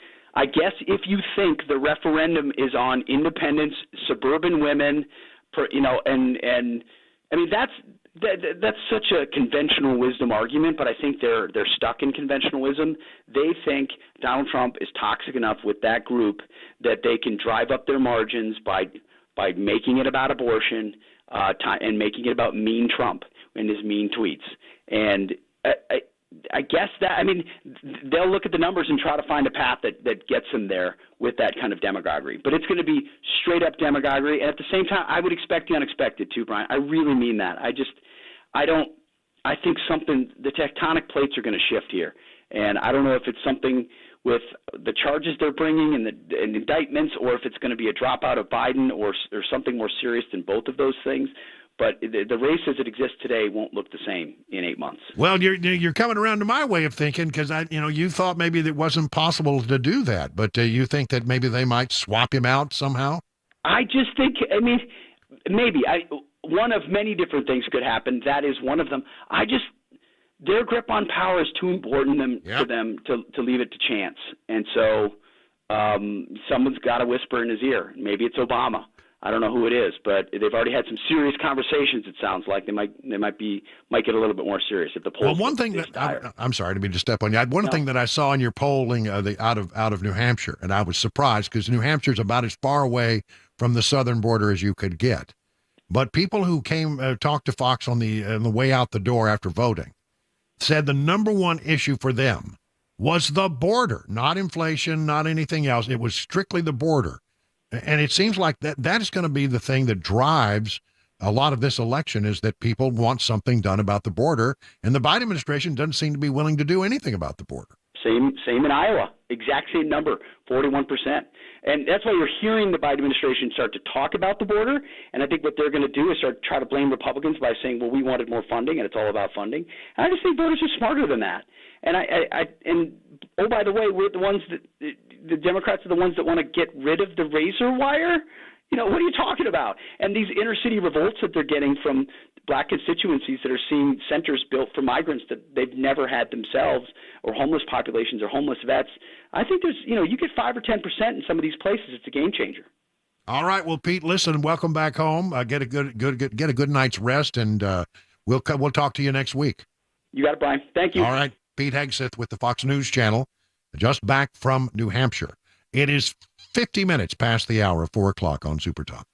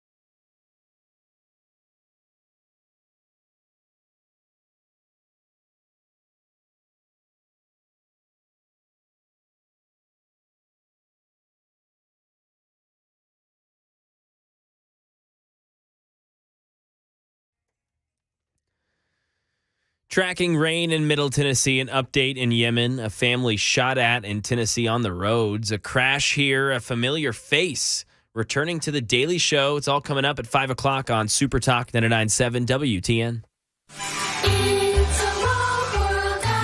Yes, it's a woke world, and some of this stuff is just downright crazy. Get this. Now, this is the place I used to live. When I lived in Maryland, I lived in Germantown, Maryland, and they have a public library there and an event center in little Germantown, Maryland. And they had a policy. If you are a white male, you got charged one rate to rent the place. If you were a woman or a minority, you got a lower rate to rent the place. And this is like, what? How can you do that? Could you imagine if the reverse had been true? It's apparently a big kerfuffle came up, and they decided that they were no longer going to charge different rates based on skin color. Montgomery County, Maryland, Germantown, Maryland. They apparently have come to their senses in some degree, only when they were forced to. 58 minutes now past the hour. Coming up, if you haven't heard this Carrie Lake story, they tried to bribe her to stay out of the race, and we have the tape. It's all straight ahead right here on Super Talk 99.7 WTN.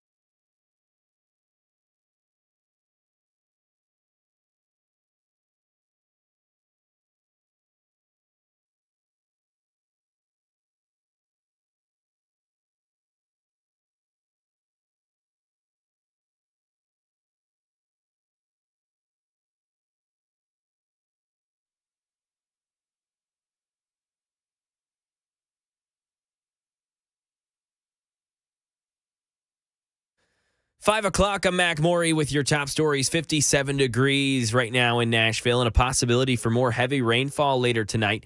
Totals so far this week at about a half an inch in Nashville. Could see another 2 inches through Sunday evening.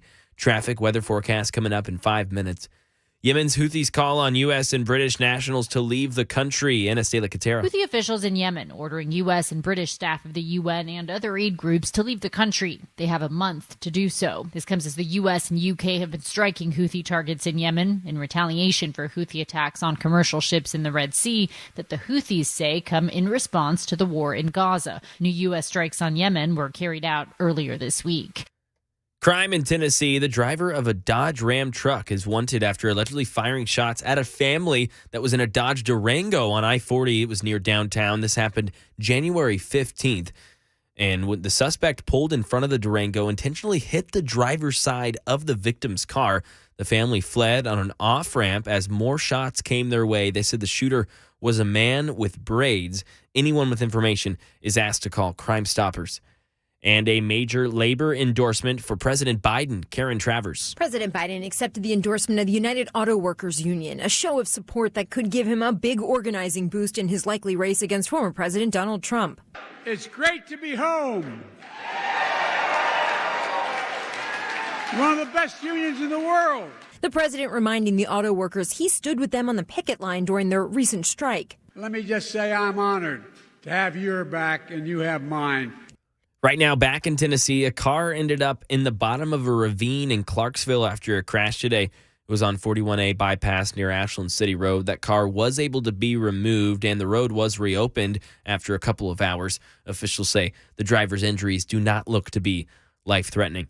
And some entertainment news. A familiar face returning to The Daily Show. Jason Nathanson brings us more. This is The Daily Show with Jon Stewart. Get ready to hear that again. In a surprise announcement Wednesday, Comedy Central and The Daily Show revealed that Jon Stewart will return as host of the satirical news show on a part-time temporary basis. He'll host every Monday night through the 2024 election cycle and also serve as executive producer of the show. Hosting duties on the other days will be shared by Daily Show correspondents. Jon Stewart's first night back will be February 12th. And that is the latest news. Traffic and weather are next. I'm Mac Morey, WTN News.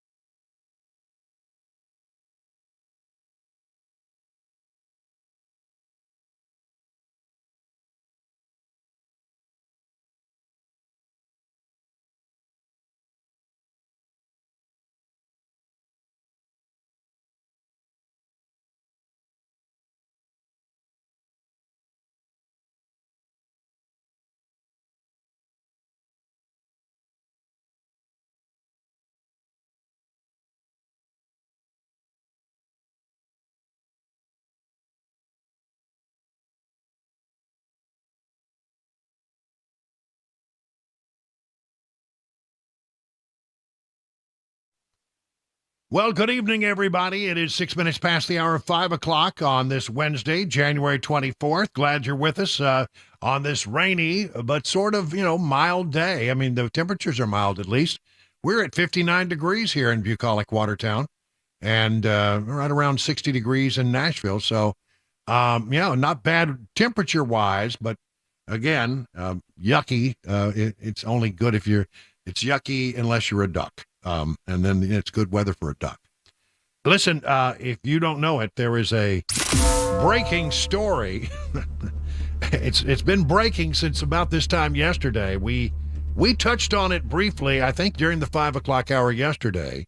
There was a development. We started to hear about it, and honestly, when you're in the middle of a show and you hear that there's a 10-minute tape, you don't really get to study it during the commercial breaks like you would like to. So it was hard for us to get our heads wrapped around it. But I mean, the bottom line was, we told you about this yesterday, a tape that was leaked that showed that the chairman of the GOP party in Arizona had asked Carrie Lake, how much it would take for her to not run for United States Senate in that state. And we played a little bit of it, but I mean, we've had time to really go through methodically the tape. And here's the headline: Arizona Republican Party Chairman Jeff DeWitt is stepping down as head of the party in Arizona after audio of him allegedly attempting to bribe Carrie Lake to not run for the Senate was released on Tuesday. This version of the story from the Washington Examiner. The audio featured DeWitt asking Lake what price she would take not to enter the Senate race, which she is now running in. Lake said that DeWitt should resign in the aftermath of the leak. DeWitt did announce that he would step down, and there's a lot more to this story than that. Now, we have taken a lot of time to go through and cut up this tape. Now, I want to tell you, I have edited this for time, and you may hear the audio levels jump around a little bit, and I don't want you to get the impression that some of this is edited, but I have gone in areas where the audio is very low. I've pumped it up so you can hear it. And so it sounds like they're edits. These are not edits. These are just my attempt to help you hear better what is being said. Now, that said, it was edited for time, but not for the intent or the meaning. And so you'll get a good sense of it. It all started when DeWitt, now you got to understand, Carrie Lake and DeWitt had an employee-employee relation. DeWitt was the boss, and even though she was running for Senate, she was working for him in some capacity. And I think she was working from home is the way it sounds to me. And he wanted to have a conversation with her. It was urgent. He said, well, just tell me what you want over the phone. He said, no, I need to talk to you in person. And apparently they have a face-to-face meeting. And I'm assuming this was on Carrie Lake's turf, the way it sounds to me. And so he comes in, sits down. Again, so the reason I mentioned this employer relationship, because, if somebody had said some of the things that were said to Carrie Lake, I would have tossed them out on their ear. And I think you would have as well. You'd have said, get the hell out of my office. What are you thinking? But she didn't do that. And the reason why is because, well, they were, employee-employer on some level. They knew each other. And apparently they say there are many conversations they had over time. This is just one of them. So DeWitt walks in, plops down, and starts talking about powerful people back east who don't want her to get into the race. This is back east. There are very powerful people who want to keep you out. I know they do. But they're willing to put their money where their mouth is in a big way. So, this conversation never happened. This is crazy, though. They should want me. I'm a great candidate. People love me. These people are corrupt. Well, I think this is pretty interesting stuff. Who are the powerful people back east who are willing to put their money where their mouth is? It never gets revealed, but let's go on and let's listen a little bit more. She asked that question. Who is this person? Who are these people? And she is told in no uncertain terms, well, forget the who, let's talk about the what. So what's going on? Who is it? What? Forget the who. Let me just tell you the what. Let's just say there are people calling around saying, gosh, no, they can't repeat this. Never repeat this. If you say no, don't say, I got offered to buy out. Don't use it. Because then we lose our ability to get things done in the future. So what do they want? What do they want me to do? You want to stay out for 2 years. they want you to stay out for 2 years, in case you missed it. But I'll tell you what I can offer you. But I said you can do whatever she wants. Talking head, this and that. So the ask of me was, it's kind of funny. So the ask I got today from back east was, this has to stay between us.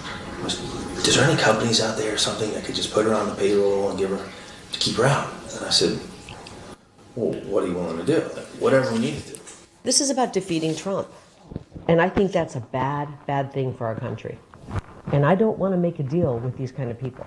This is a hill worth dying on. I'm not, if they're going to steal the election to make me and our movement go away, I'm not letting him do that. I owe it to the people of Arizona to carry their torch and their voice. Or you don't go away, but you pause. You pause. This is the battles right now, Jeff. You pause. And refill your coffers. No, the battle is right now. So again, we want you to just pause. Just, stay out of the race. He almost whispers it. He's almost like it's embarrassed he's having to ask this. Well, at this point, Carrie Lake sort of gets her back up. But understand, she's recording this, so she might make a few statements on the tape that are self-serving, knowing that she's recording this. But nonetheless, it's pretty shocking, the thing that's being asked of her. Listen to what you're saying. Why don't we do something about it so that we, the people, can pick our... What can we do? I'm not willing to accept that. And I'm going to be the biggest pain in these people's... Go back and tell them that. I'm running, and I'm going to be the biggest pain in their... I'm willing to tell them that. And they're going to have to kill me to stop me. No, I know. Look. And you don't have to tell them that, but I don't think they will, but... No, I don't think that's the way they are. Either they come around and try to work with me, or I'm just going to... What would that entail? That would entail not telling... Layman's telling me, you got to distance yourself from Trump. I know, you distance yourself from DeSantis. He's all butthurt about that. But what I'm saying is, don't tell people that. I'm with Trump, okay? I want to work for the betterment of Arizona. I'm not going to let these people back in D.C. tell me not to run. Wow. So there's that. But I mean, then it gets down to brass tacks. He's sort of relentless. He eventually gets around to asking the key question: hey, well, is there some number that you could, that would do things, would fix things in this regard? Is there a number at which I can be bought? Not be bought. That's what it's about. You can take a pause for a couple of years. No. And then go right back to what you're doing. No. 10 million, 20 million, 30, no. A billion, no. This is not about money. This is about our country. I think it's disturbing that they would even... I am not going to let these people who hate our country tell me not to run. You should call them and tell them to get behind me. Yeah. And then, so she starts to wrap up the meeting. It's clear that she wants to get this thing over with. And you'll hear part of this. It starts in the office, and then you can tell they have moved outside. And there are astonishing things that are said in the last moments of this conversation. Okay, well, did you think you would come in here and that I would be bought? It's not being bought. Yes, it is. I think. It is being bought. No. They are trying to buy me out of running. It's actually, I mean, all right, I'm flattered. I'm offended. I'm offended for our country. We have people like this who live here. What I think is this, is it can give you an incredible opportunity to have a bigger voice to fight for stuff. These people are un-American, and I think they're unethical, and I would be absolutely immoral if I did that. Again, that's immoral. I couldn't look at myself in the mirror if I,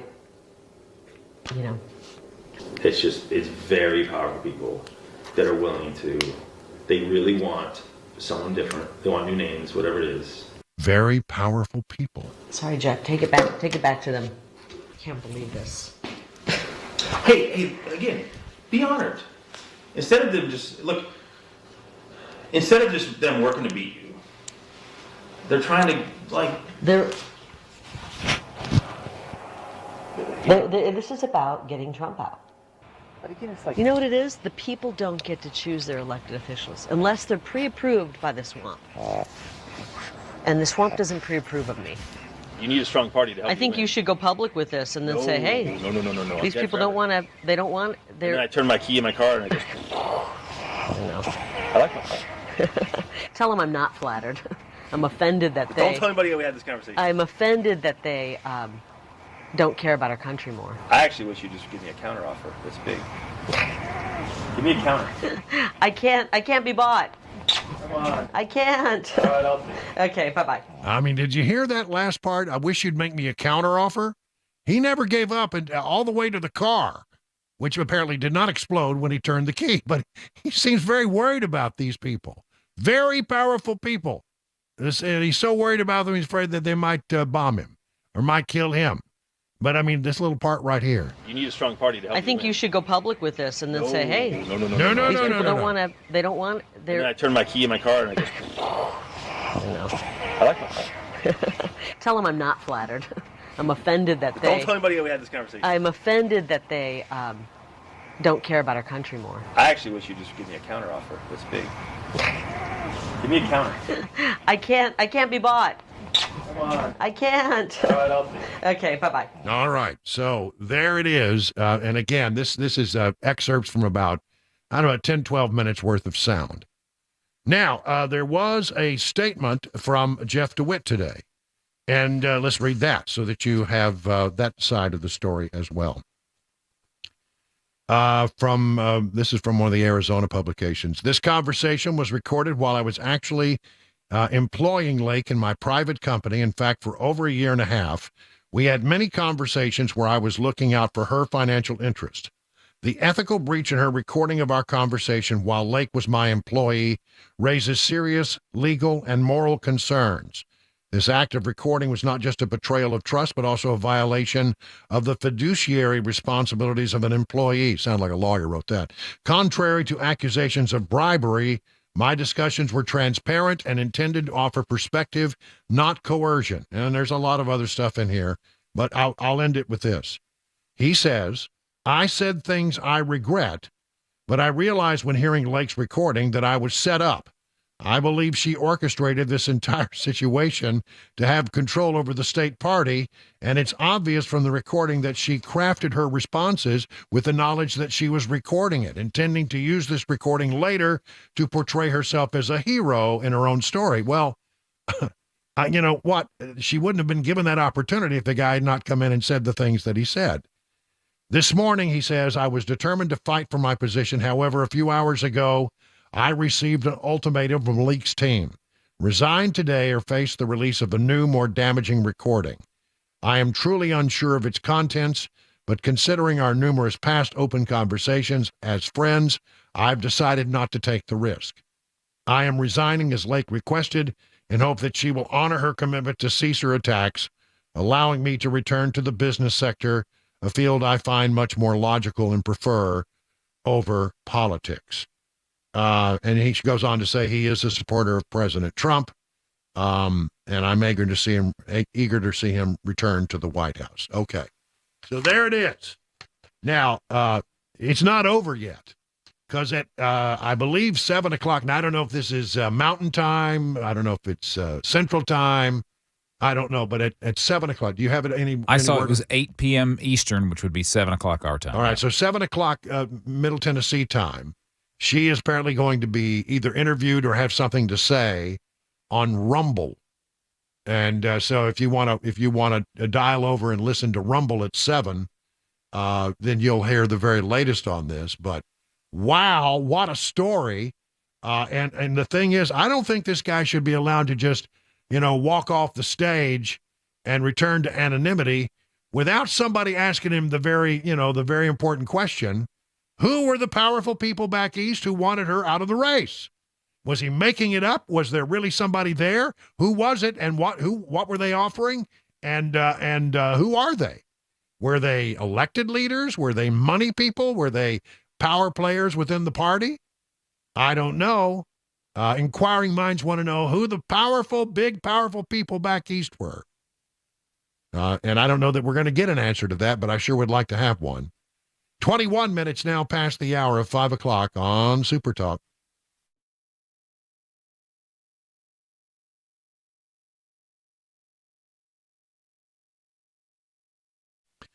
Well, I'm excited because tomorrow I'm going down to have my first meeting with the folks at Restoration Wellness to talk about my weight loss goals for 2024. See, I did lose some weight and I got down, but you know what? What happened? I started feeling better after I went through a little bout of shingles, and I started gaining weight back. And I don't want to get back up to where I was. So we're going to sit down and talk about how I might get through that. Now, here's the thing. They're going to have a customized treatment plan for me. And that's what they do at the Restoration Wellness Med Spa in Wilson County up in Lebanon. They will sit down with me. Carly and Jamie will sit down with me. They'll find out about me. They'll look at my individual situation, and they'll come up with a customized treatment plan. I'm going to be part of 1,000 patients who have already seen life-changing results from the weight loss management program at Restoration Wellness Med Spa. So you need to book a consultation today. Do what I'm going to do. Go in, sit down with Jamie and Carly and find out what kind of things they can do for you, not only just for weight loss, but a whole bunch of other things that can help you feel better. Be a part of the 1,000 patients who've already done this, customized treatment plans. Whether your goal is to lose stubborn body fat or to improve your overall health, Restoration Wellness has a solution for you. Here's the number, 615-470-8124. Learn more at restorationwellnessmedspa.com.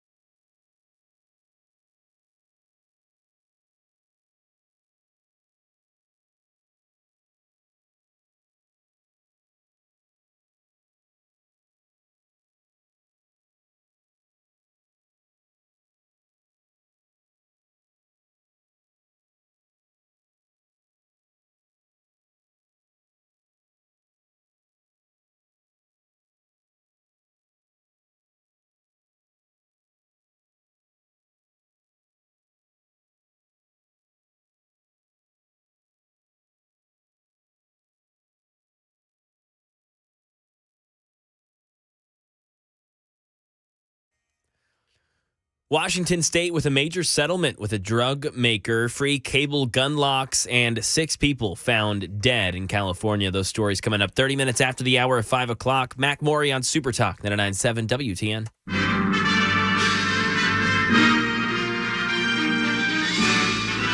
Spanning the globe to bring you the constant variety of sport, the thrill of victory, and the agony of defeat. That's right, ladies and gentlemen, time for a fan favorite. You know it, you love it, you can't live without it. It's Mac Maury's wild world of sports. And now here is the host of our program, the incomparable Mac Maury. Woo! Oh, yeah. I tell you, you've got a fan club there. I mean, they show up every day. They're loyal. Yeah, they really are. Nobody does that for me. That's all I'm saying. Nobody does. We don't get it. Wow, they really left. Really. They're outside too. Oh wow, they're even outside in this rain for me. Yeah. Wow, dedicated. I feel honored. I really do. There you go. Well, I there's a lot of things to be talking about, so I don't know what we're going to be talking about because I didn't get the memo. But tell you, it's yours. What's on tap today, Mac Maury? Well, we got the news, obviously, about Brian Callahan being hired as the Titans head coach. That was finalized. Now, within those moves with the Titans organization, they also promoted Rand Carthon. He was the general manager. They promoted him to executive vice president and general manager.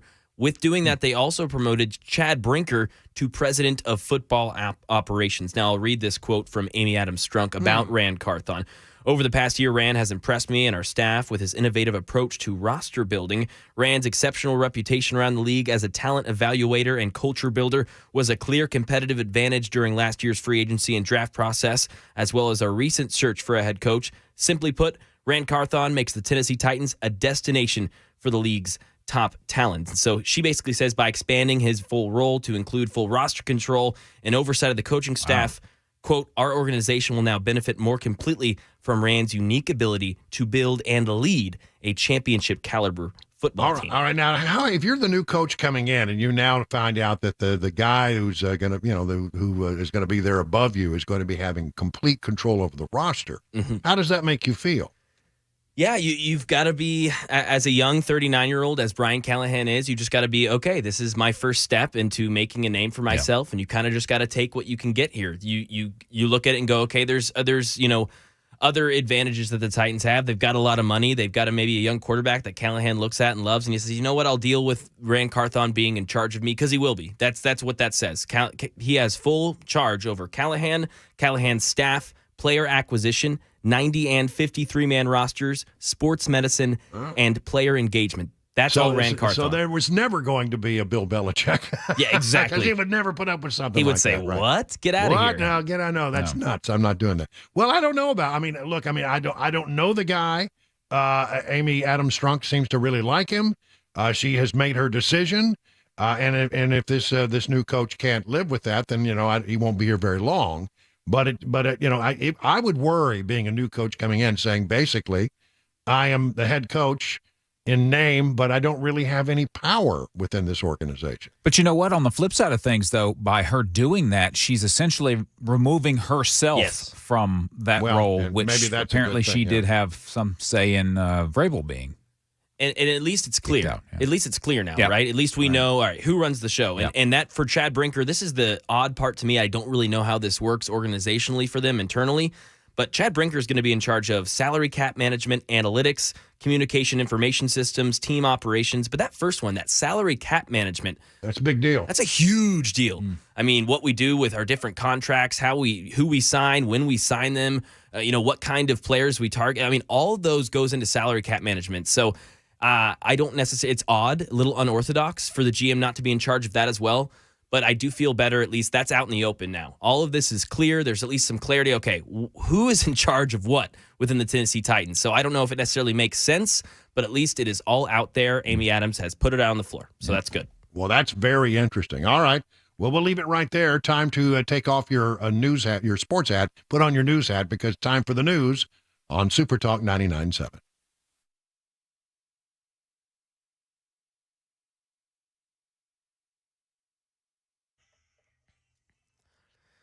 5:31, I'm Mac Morey with your top stories. 57 degrees, off and on rain all week this week into the weekend. A flood watch in Middle Tennessee right now for a large portion of the mid-state as well. We'll tell you about it. Traffic report, weather forecast in 5 minutes.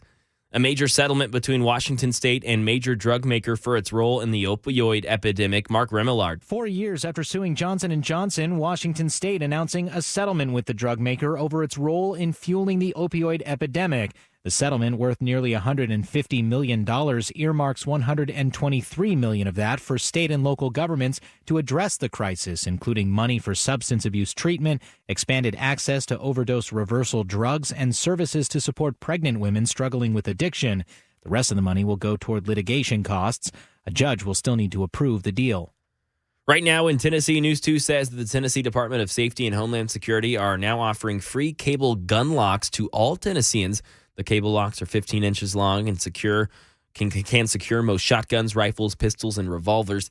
And the locks just work by running through the barrel or action of the firearm, preventing it from being fired. And they recommend that ammunition for whatever firearm you own be stored in a separate locked container with a cable lock as well. And law enforcement officials in San Bernardino County, California, have launched a mass investigation into the murders of 6 people. They were found dead last night in the Mojave Desert near the community of El Mirage following a wellness check. Will Reeve. They discovered in this desolate area about 90 miles northeast of Los Angeles 5 people with bullet wounds shot dead. A 6th body found this morning. As of now, no details on who these people were or why they were killed, but there were 2 vehicles found at the scene with their windows blown out. Details are scarce, but authorities are investigating this as a homicide. And that is the latest news. Traffic and weather next. I'm Mac Morey, WTN News.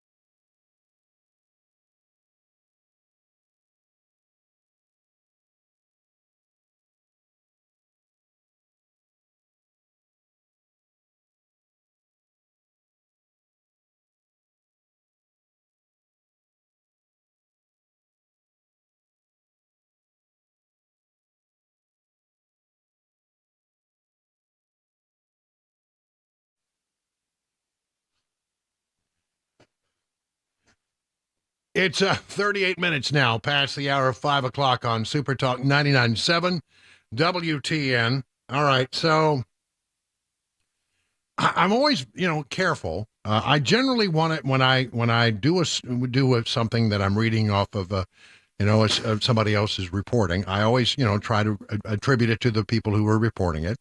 And then I also, I will say if I have a prejudice, I probably sometimes lean in favor of John Law. In other words, the thin blue line. I love police officers.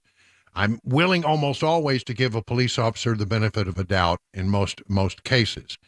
And so when this story came out yesterday about country artist Chris Young, and the story was that, he had been in a bar down on Demumbrian, and the story, as reported from the police report, they were quoting the police report. It was the ABC people, the Alcohol Beverage Commission, were apparently doing some ID checks in a couple of bars down in Demumbrian. And they encountered Chris Young, and there was apparently something that happened at one bar, I guess Tin Roof, and then they moved over. The officers moved from Tin Roof over to the doghouse. I know these well because I used to live right across the street from there. I may have had a beer in one or two of those places. That's right.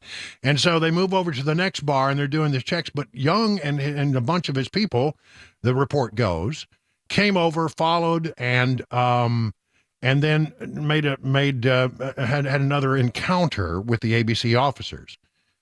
And now the story from the police report goes is that Young shoved one of the officers at some point after some kind of conversation, and that he was immediately wrestled to the ground and arrested.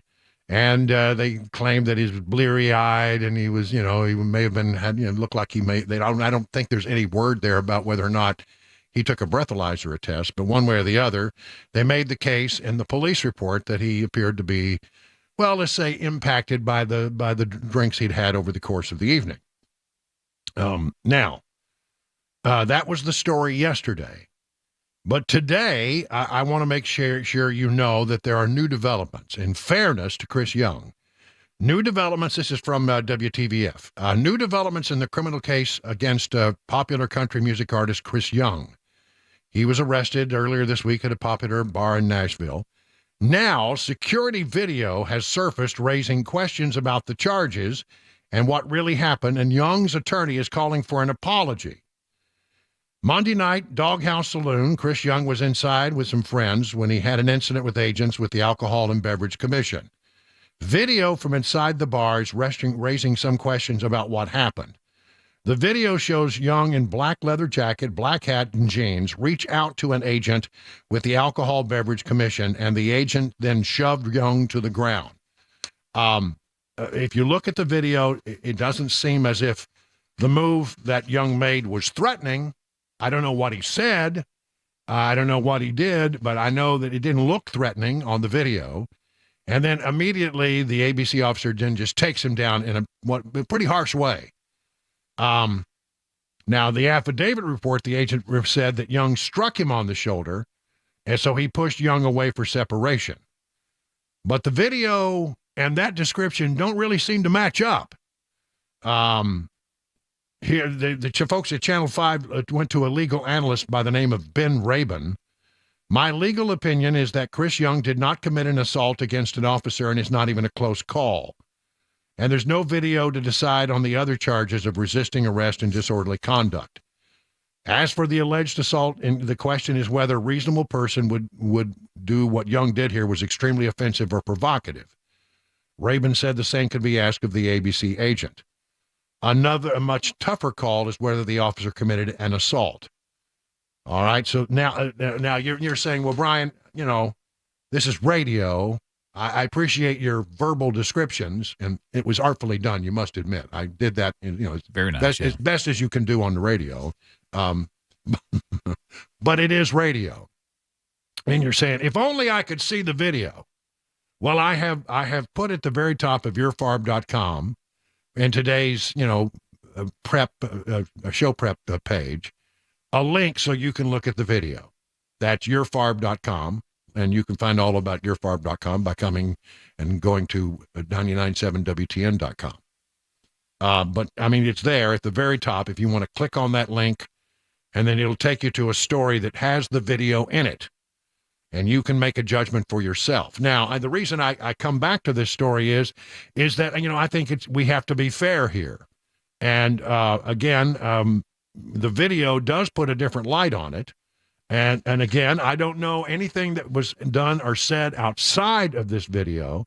I don't know any words that were exchanged. I don't know, but it does seem to me, in looking at the video, that the response by the ABC officer was way out of line for what appeared to happen in that incident. And have you looked at the video, Chris? Have you had a chance to take it? I have seen it, and I completely agree. Yeah. I mean, it was an extremely aggressive shove that just basically threw Chris Young to the ground. Yeah. And all he did was just kind of hold his arm out like he wanted to catch the guy to say, hey, he wanted to talk to him. Obviously, you can't hear what's being said, but the two did not – his action did not warrant the reaction from this ABC officer. Now, there are questions to be asked here. Like, I mean, why – if you're at the tin roof and the guy asks you for your ID, why don't you just show him the ID and that's it? I mean, I'm not a legal expert in this area. I really am not. But what I have been led to believe is that the ABC inside a bar apparently does have the right to ask you to see your ID. It's called an ID check because they don't want people, being served liquor who are too young. And I don't know. I imagine somewhere in those bars, maybe I shouldn't say this, but I have a feeling maybe it's been a problem at some of these bars in the past. I say that only because I've been in those bars in the past, and I'm just going off things that I saw. But take that as for what it's worth. And so they come in and they check the IDs, and you look at your ID and it matches, and maybe you even take a picture of the ID. I don't know, but you then hand it back to the guy. Apparently, that is within the strictures of the law. Now, if it had just ended there, none of this would have happened. So the question is, why did Chris and his friends apparently follow the ABC agents over to the next bar to continue to have some kind of contact or conversation with them about it? And what was said and what was going on there, I don't know. But I can say this. Looking at the video, it appears to me that Chris Young reaches out to this guy. Maybe he touched him on the shoulder like to get his attention. I don't know what his intent was. I don't know what he said, but the ABC officer reacted pretty harshly. That is my assessment. You look at the video, you draw your own conclusion. And so, when you have a police report, we often quote from police reports on a regular basis. I mean, that's sort of the standard thing you do as a reporter. You go and read the police report. Police say, you're attributing it to the police officers. But, when you have a video that seems to show that that's not quite why it happened, then I think we have to ask some questions here. Here's the story from Fox 17. Young was taken into custody accused of disorderly conduct for an incident that occurred at Tin Roof. According to the arrest warrant, Young began video recording agents with the Alcoholic Beverage Commission before allegedly putting his hands out to stop an officer from leaving. The officer claims that Young struck him on the shoulder. Chris, I don't think that stands up. Do you? I did not look like a strike to me. No. Young's attorney, Bill Ramsey, released a video of the incident saying the 6'4" singer was forcefully shoved to the ground. Ramsey also released a statement on behalf of Young regarding his arrest for disorderly conduct. See, here's the statement below. What happened to my client, Chris Young, at a bar in Nashville on Monday night was wrong. He should never have been arrested and charged in the first place. In light of the video evidence, Tennessee ABC needs to drop the charges and apologize for the physical, emotional, and professional harm done toward my client. So this story is not over. I wonder what will happen, but let's put it this way. Lawyers are involved, and there is video evidence which does not seem to comport with the police report. Doesn't seem to match up. So how is it going to be resolved? I don't know. But, I think we all need to, sometimes remember that, while I generally, have great faith in law enforcement, every once in a while, something like this happens. And so, let's see what happens in the days ahead. People have said, well, did he have any right to ask for the ID? And apparently you do. I mean, that's what I'm being told. The police officers, apparently say that in the law, it's in the bar, they have the authority to ask you for your ID. Now, I don't know what would happen if you said, no, thank you. I don't care to participate. I don't know what happens then. It's interesting because I'm seeing some text from some listeners, and apparently there is some speculation that because these ABC officers were not uniformed officers, after the initial contact where he provided his ID, he began to think, okay, who did I just show my ID to? Well, that's a good question. Yeah, I mean, and that could have been why he followed them over to the next bar to then want to say, hey, who are you? You know, since he's a country music star, and you don't want to be giving your ID to just anybody. It's got his right? address on it and that sort of thing. So maybe he wanted to make sure who he was showing his ID to. Now, I don't know about you, but if I'm sitting in a bar and I'm not bothering anybody, I'm not causing any harm, I'm just sitting there, sipping on my drink, having a beer, and somebody comes up to me and they don't identify themselves as ABC, my first question would be, well, who are you? And why are you asking for my ID? True, yeah. I mean, that'd be the first question any reasonable person would ask. Yeah, and maybe he did identify himself, but just didn't show any proof that he was an officer, so he wanted to confirm that. I don't know that. Again, I'm just speculating that. Yeah, there's a lot of speculation going on, and again, we don't have the entire story because what we have here is a police report that says one thing, and a video that seems to suggest that the moment in which he was thrown to the ground and arrested, that particular part of the story doesn't match up. We don't know really what happened at the other place. We really don't know. And then but he had a bunch of people with him, so there will be witnesses to this, people who were not arrested at the scene. Yeah.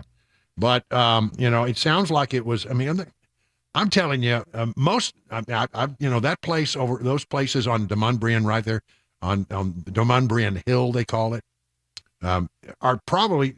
Those are some of the rowdiest bars in town, I think. They can get just as rowdy as Lower Broad, yes. Absolutely.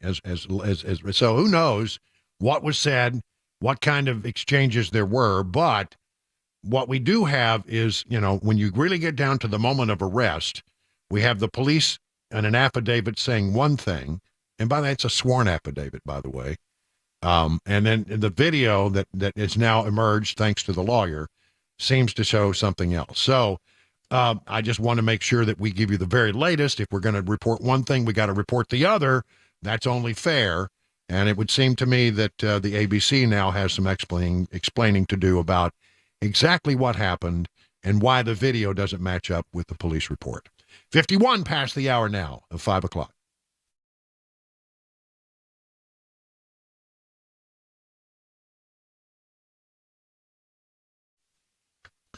My friends at Genesis Diamonds are psyched for the new year. A lot of great things happening, and they're ready to help you celebrate those important milestones with better value, higher quality, and uncompromising customer care. At Genesis, they have expanded their selection of exquisite hand-picked diamonds from a half carat to 15 carats, all shapes, all sizes, all at Genesis' famous no middleman prices. Genesis also has lab-grown diamonds of the highest quality at prices way below what you see at other jewelers. They've also brought in even more exclusive designer jewelry, new cutting-edge fashion for fashion-forward rings, earrings, bands, bracelets, pendants, things you just can't find anywhere else. And of course, Genesis is proud to offer truly spectacular collection of luxury pre-owned Rolex timepieces. They've been completely refurbished. They look just like new. They have all the most popular models in stock. So get to Genesis in 2024. Let their non-commission experts help you celebrate those important milestones. They guarantee the best value, the highest quality, and the strongest warranties and guarantees in the jewelry industry. Genesis Diamonds and luxury pre-owned Rolex timepieces.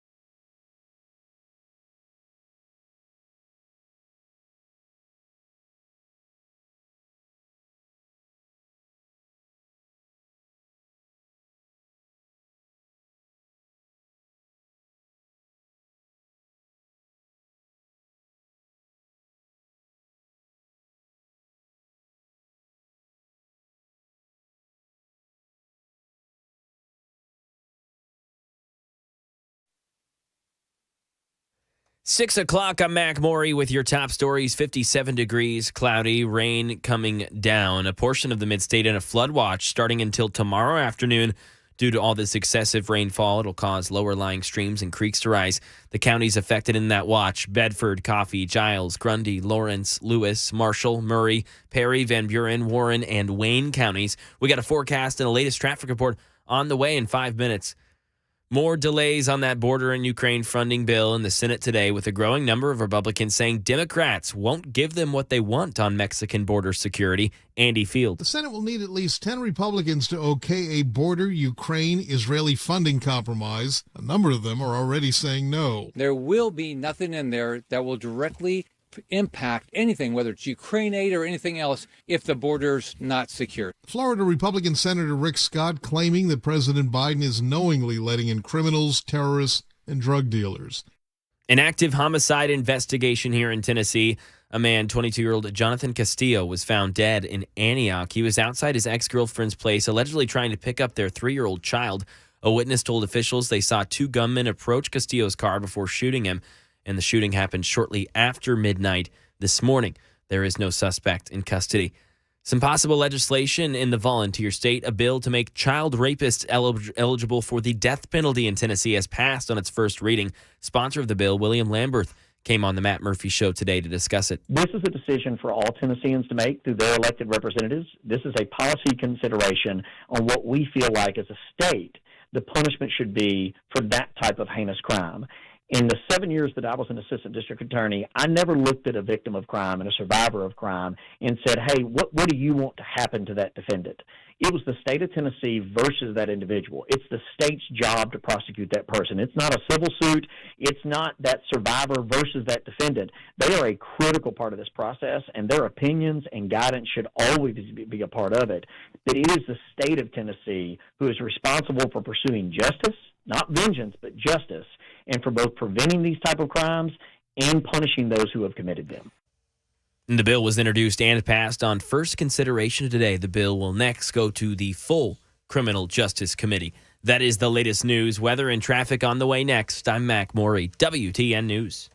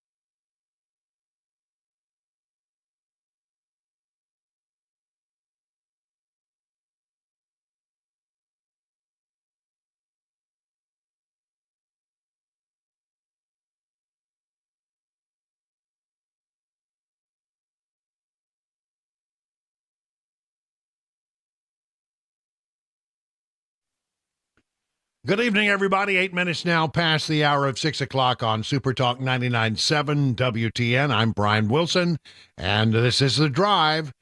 We are glad you're with us. I mean, it's still a very moderate temperature outside, 60 degrees, but it's raining, and it's just sort of, not pleasant. But at least it's not 10 below. At least it's not down in single digits like we had. Well, listen, I want to start off this hour doing what we do best here around here is talking about politics. Oh, that's absolutely not the one I wanted to hit. How about this one right here? There we go. And the crowd was excited there for a moment that we were going to be talking about election 2024 because we did have this little thing called the New Hampshire primary. Now, I'm going to do this in two parts. I'm going to give you exactly what happened and what I think might, what the prognosticators and everyone is saying will probably happen next. And then we're going to take a commercial break, and I'm going to come back and I'm going to do something known as a WAS. I guess it's late enough I can say this. A wild-ass scenario that I've been thinking about. That I want to get on the record. And so you definitely want to hang around for the B block, okay? Because I think you're going to find this very interesting. All right, so let's start with what happened last night. Of course, the big news is that Donald Trump won. He won by 11 points. And in any other scenario, that would be a landslide. That would be a crushing defeat. But Nikki Haley... She tried to spin it as something other than that. By the way, the final number is 54% Donald Trump, 43% Nikki Haley. Yes, I know that's better than the polls suggested, and I'll explain that in just a moment. But she rushed to the stage when the numbers were first coming out to try to get her first shot in, and here it was. I want to congratulate Donald Trump on his victory tonight. He earned it, and I want to acknowledge that. Now, you've all heard the chatter among the political class. They're falling all over themselves, saying this race is over. It's not over.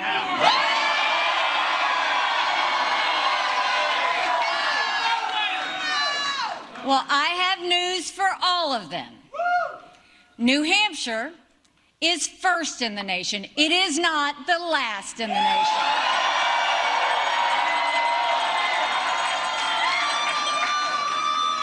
This race is far from over. There are dozens of states left to go.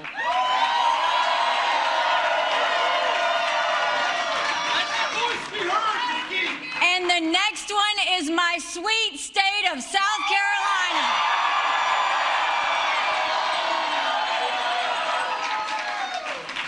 At one point in this campaign, there were 14 of us running. And we were at 2% in the polls. Well, I'm a fighter. And I'm scrappy. And now we're the last ones standing next to Donald Trump. All right, so, that sounds like she's going to carry on. I'll tell you, a few minutes later, Donald Trump came out and he seemed mystified that Nikki Haley had done what she had just done. Well, I want to thank everybody. This is a fantastic state. This is a great, great state. We won New Hampshire 3 times now. Three. We win it every time. We win the primary. We win the generals. We've won it, and it's a very, very special place to me. It's very important. And today, I have to tell you, it was very interesting because I said, wow, what a great victory. But then somebody ran up to the stage all dressed up nicely when it was at 7. But now I just walked up and it's at 14. But she ran up when it was 7. And, we have to do what's good for our party. And she was up, and I said, wow, she's doing like a speech like she won. She didn't win. She lost. And, last week we had a little bit of a problem. And if you remember, Ron was very upset because she ran up and she pretended she won Iowa. And I looked around, I said, didn't she come in third? Yeah, she came in third. This is not your typical victory speech, but let's not have somebody take a victory when she had a very bad night. She had a very bad night. Yeah, she did have a very bad night. I mean, she lost by 11 points. Now, you may say, well, Wilson, hold on. You said the polls, this said this, and she showed she was going to get beat by more than 20 points. Well, I'll tell you exactly what happened. You ready? From thehill.com. 7 in 10 voters supporting Nikki Haley in the New Hampshire GOP primary were not registered Republicans, according to a CNN exit poll. The poll found that 70% of the voters who backed Haley in the primary on Tuesday were undeclared or independent, while only 27% were Republicans. Her base of support was only 27% Republican. The remaining 3% were unregistered as voters before participating in the primary, basically new voters. By the same token, the same exit poll found that 70% of Trump's voters were registered as Republicans, while 27% were undeclared and 3% were previously unregistered as voters. You see, voters in New Hampshire do not need to register as Republicans to vote in the GOP primary, but they cannot be registered as Democrats after that, but that doesn't matter. So if you are a Democrat and you want to mess with Trump, so, you go out there and you re-register as a Republican, and then, the next election, you don't need, party doesn't matter. It's the general election. And, you can vote. And then if you want to, you can switch it back. So that's what happened. So, the numbers, if they had been just, because the pollsters only go after, they only seek out known Republicans when they do the polling. And if Republicans had been alone, if this had been a closed primary, it would have been 20 points. But even with the help of Democrats and independents, she was still 11 points behind Trump, which is pretty remarkable. Now, the next thing that happened was that Ronna McDaniel went on Fox News. She's the chairman of the RNC. She's the person in charge of the Republican Party. And she basically said, Nikki, it's time to get out. Looking at the math and the path going forward, and I don't see it for Nikki Haley. I think she's run a great campaign. But I do think there is a message that's coming out from the voters, which is very clear. We need to unite around our eventual nominee, which is going to be Donald Trump, and we need to make sure we beat Joe Biden. It is 10 months away till the November election, and we can't wait any longer to put our foot on the gas, to beat the worst president, to beat a president that's kept our borders open, allowed fentanyl to pour through, allowed inflation to go rampant. He is hurting the American people, and we need to do everything we can to unite so that we can defeat him. Well, she's right. It is time for Nikki Haley to get out because there's no pathway to victory for her. I mean, what is she going to do? Is she going to really honestly stay in the race and then go to her home state of South Carolina and get crushed? Because that's a closed primary there. Only Republicans can play in that primary. And the poll numbers, well, maybe the poll numbers, we'll see what the poll numbers show. But, I mean, the last thing I saw out of South Carolina, Trump was doing pretty well. And since then, DeSantis has gotten out and Christie has gotten out. And I think most of DeSantis' vote goes to Donald Trump. Maybe Christie's vote goes to Nikki Haley, but I don't know. One way or the other, it doesn't look real good. Another loss. Do you really, want to go to your own home state and get crushed by Donald Trump? I don't know. I can't imagine she would want to do that. Now, David Axelrod, he's a Democrat, of course, big in the Obama world. He was on one of the other channels, and he was doing his analysis. He said, I can't imagine that she wants to do that. I feel for her because I've been in this, I've seen campaigns in this kind of situation before. I've been in this kind of situation before. I really question, I question whether she really ultimately wants to go forward to South Carolina and put her popularity to a test in her home state. And I'm wondering whether her supporters and her financiers or donors are going to want to do that too. I mean, I think the handwriting's on the wall. I don't often agree with David Axelrod, but I do on that one. Remember what happened with DeSantis. Let's go back to Iowa. We're in Iowa, and DeSantis comes in second. Nikki Haley third. DeSantis comes in second, and he's all excited. He says, well, I punched my ticket out of here. Remember that? In spite of all of that they threw at us, everyone against us, we've got our ticket punched out of Iowa. But as I said, I could not then see a pathway for DeSantis. And, he went he went first to South Carolina, skipping New Hampshire. Then he doubled back to New Hampshire. And then he just decided, you know what? There isn't a pathway for me here. And what am I doing? Just spending money and better to be classy and get out, although he hasn't been particularly classy in the last couple of days. He gets out and he lives to fight another day. There was no percentage in him staying in to South Carolina to pick up, 6% of the vote?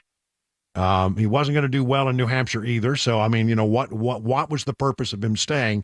It would just be humiliating. And he came to that conclusion. Maybe Nikki Haley will do the same thing before we actually get to South Carolina. Maybe cooler heads will prevail. She'll take a clear-eyed look at it. Somebody comes to her and says, I'm sorry, Nikki. It's just not going to happen for you. Then does she get out? Now, that is probably what will happen. And if she stays in, it doesn't matter because she's not going to be the Republican nominee. But, and this is where my WAS comes in, my wild-ass scenario. And I'll tell you what I think could possibly be going on. I mean, it's a wild guess about what might happen. But I want to get it on the record, and we'll do that right after the break. 20 minutes past the hour of 6 o'clock on Super Talk 99.7.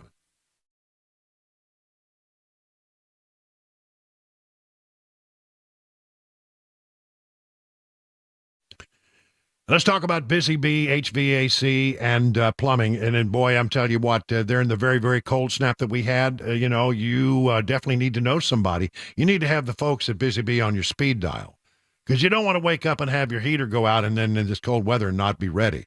You don't want to have a broken pipe and not have somebody to turn to. You should call 615-775-7833. That's what I would do. And the folks at Busy Bee will buzz over to your hive and get you up and running as soon as possible, get you all fixed up. Listen, the way you avoid having problems is to do preventative maintenance, and that's what the Beehive Club is all about. For $99, as little as $99, you can become a member of the Beehive Club, and here's what you get. 3 thorough maintenance services on your systems. 1 at the beginning of heating, 1 aimed at cooling, 1 aimed at plumbing. No overtime charges 24/7, 10% off all repairs. Busy Bee Plumbing, Heating, and Cooling is your official Rude Pro partner. For satisfaction guaranteed, call Busy Bee Plumbing, Heating, and Cooling, 775-7833. That's 615-775-7833. Online at busybeehvac.com.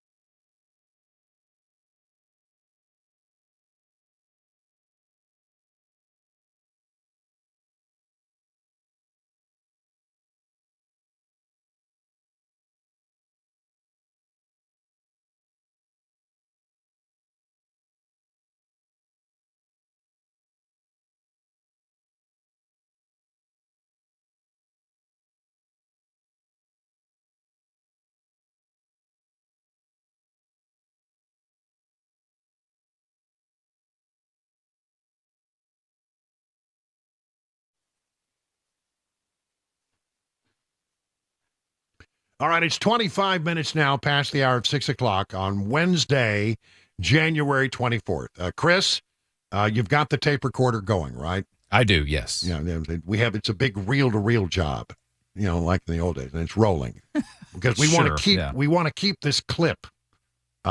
Because if I'm right about this, then everybody we'll be able to play the clip, and we'll have the time date on it. It's January 24th, 6:25. And I make the following prediction. Now, if I'm wrong, we'll pretend like this never happened. We'll accidentally delete it. We'll run it past a bulk magnetic eraser. That's what we'll do. All right. Let me just think about this for a moment. What do we know about Nikki Haley's support? In New Hampshire, 70% of the people who voted for her were not Republicans.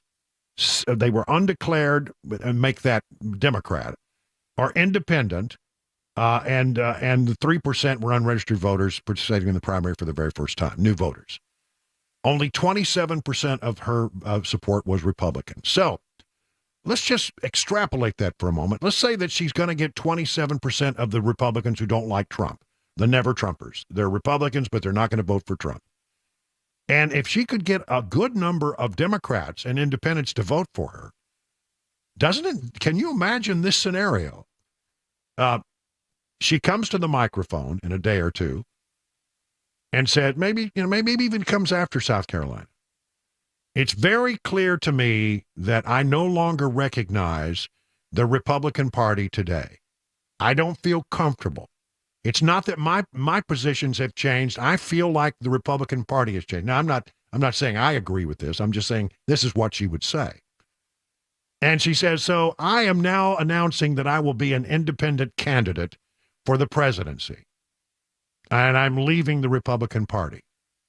Now, she probably would get 27, maybe 20, let's call it 25% of the existing Republican vote.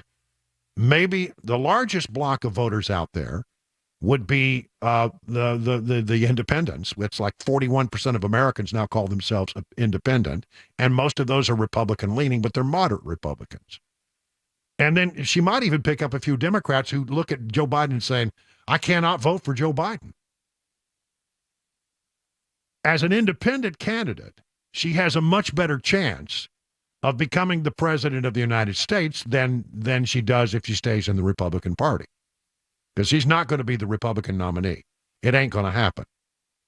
So does she run as an independent? Does she become the candidate for the No Labels Party, which really won't get into the game until, I don't know, they say probably after Super Tuesday. And they still think they can have an impact on it. I noticed there was something that was here, a little story. Yeah, here it is. I got it here at the very bottom of my list from Joe Manchin, who has been, teasing that he might run as an independent. He said, and I quote, there will be other options after Super Tuesday, suggesting that maybe he would do that. Manchin told reporters Tuesday, the day of the highly anticipated New Hampshire primary, that voters were looking for options other than embattled President Joe Biden and former President Donald Trump. But if people are looking for options, we're going to be looking at that too. Whether it's me or whoever it may be, I think there's going to be options available if it goes down the way it's going down. Whether it's me or whoever it may be, he said. He left himself as a possibility, but he has been talking about it. But what if the whoever it may be was Nikki Haley, who has already demonstrated an ability to get. So look, I don't know if I'm right, but I'm trying to just sit back at the 30,000-foot level and look down at the playing field, and trying to see what might happen. And it is a wild ass scenario, I'll admit. And if I'm wrong, this never happened. We never had this conversation. All right. You got that? Got it. Would you put that in the vault for me? Done. Okay. There we go. It is now 30 minutes past the hour of 6 o'clock on Super Talk 99.7.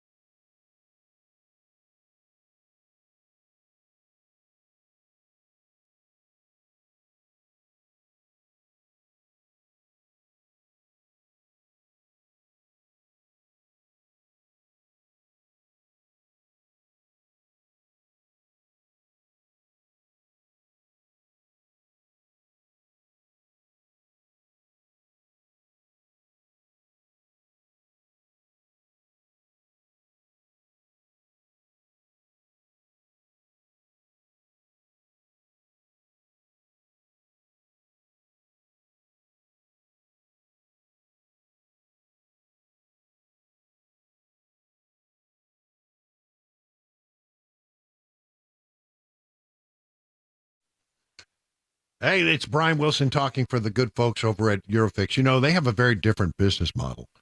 They staff all their locations with more staff than the average auto repair shop, so they can be ready when your emergency pops up out of nowhere.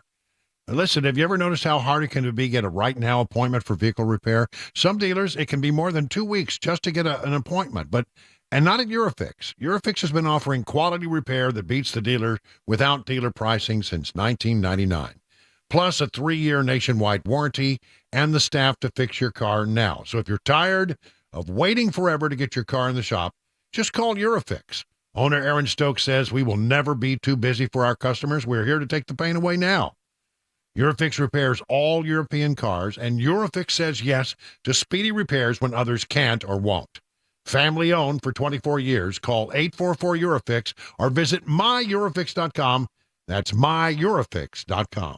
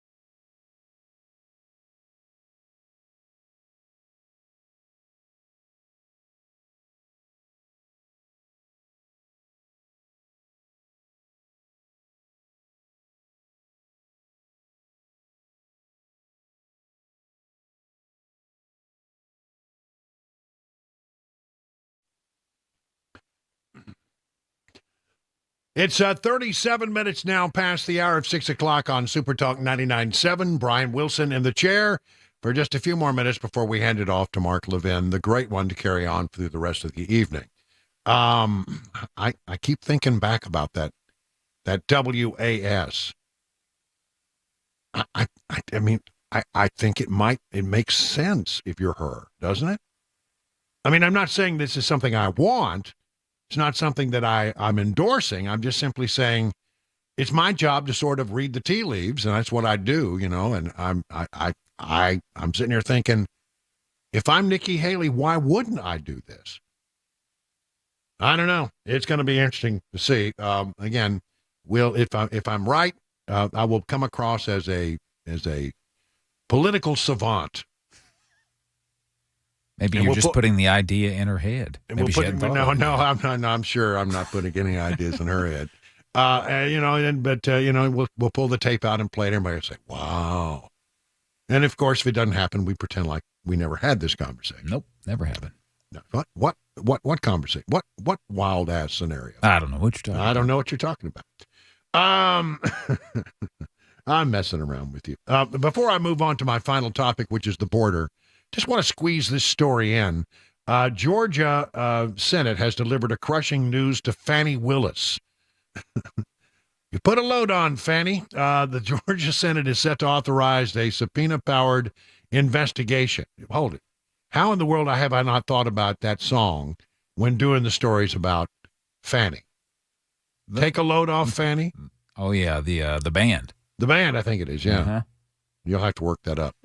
The Georgia Senate is set to authorize a subpoena-powered investigation into allegations that Fulton County District Attorney Fani Willis benefited from an affair with a subordinate, tainting her case against former President Donald Trump. This is from the Daily Fetched. Phyllis carried on a clandestine affair, it now appears pretty certain, with Nathan Wade, who she hired as a special prosecutor and paid over $700,000 to assist in the Trump investigation. State Senator Greg Dolezal, Republican, said in a resolution that the Ethics Board has been non-operational for some time, calling for subpoenas to secure the attendance of witnesses or the production of documents and materials. The Georgia state legislature has a responsibility to hold public officials accountable, says Georgia Lieutenant Governor Burt Jones, talking to Breitbart News. Now, the governor said he was going to stay out of it, but there is another investigation going on. But now the state Senate, which has the inherent power and authority to conduct investigation into the expenditure of public funds and the conduct of public officers who discharge powers and duties under state law, apparently will step in. Listen, I'm telling you, I mean, there's little doubt they had something going on. I mean, the divorce records from the prosecutor's wife, Nathan Wade's wife, estranged wife, soon to be divorced wife, and soon some of that $700,000. I'm pretty sure I know where some of that money's going. Don't you? I know where it's going. It's going to be going to the wife. But I mean, she has plane tickets with names on it and receipts and the whole 9 yards. They were flying off where? To San Francisco and other hot spots. Had a trip to Miami, and then at the same time, there seemed to be 2 tickets that were purchased for a cruise that was leaving out of Miami. How about that? So, will this have any impact? I don't know. I don't see how it could help but have some impact. The filing alleges that Willis' lead prosecutor had an improper relationship with Willis. Wade's law firm used funds paid by the county to take Willis on luxury vacations using potentially fraudulent payments. Wade was appointed without the required approval by authorities and had little to no prosecutorial experience.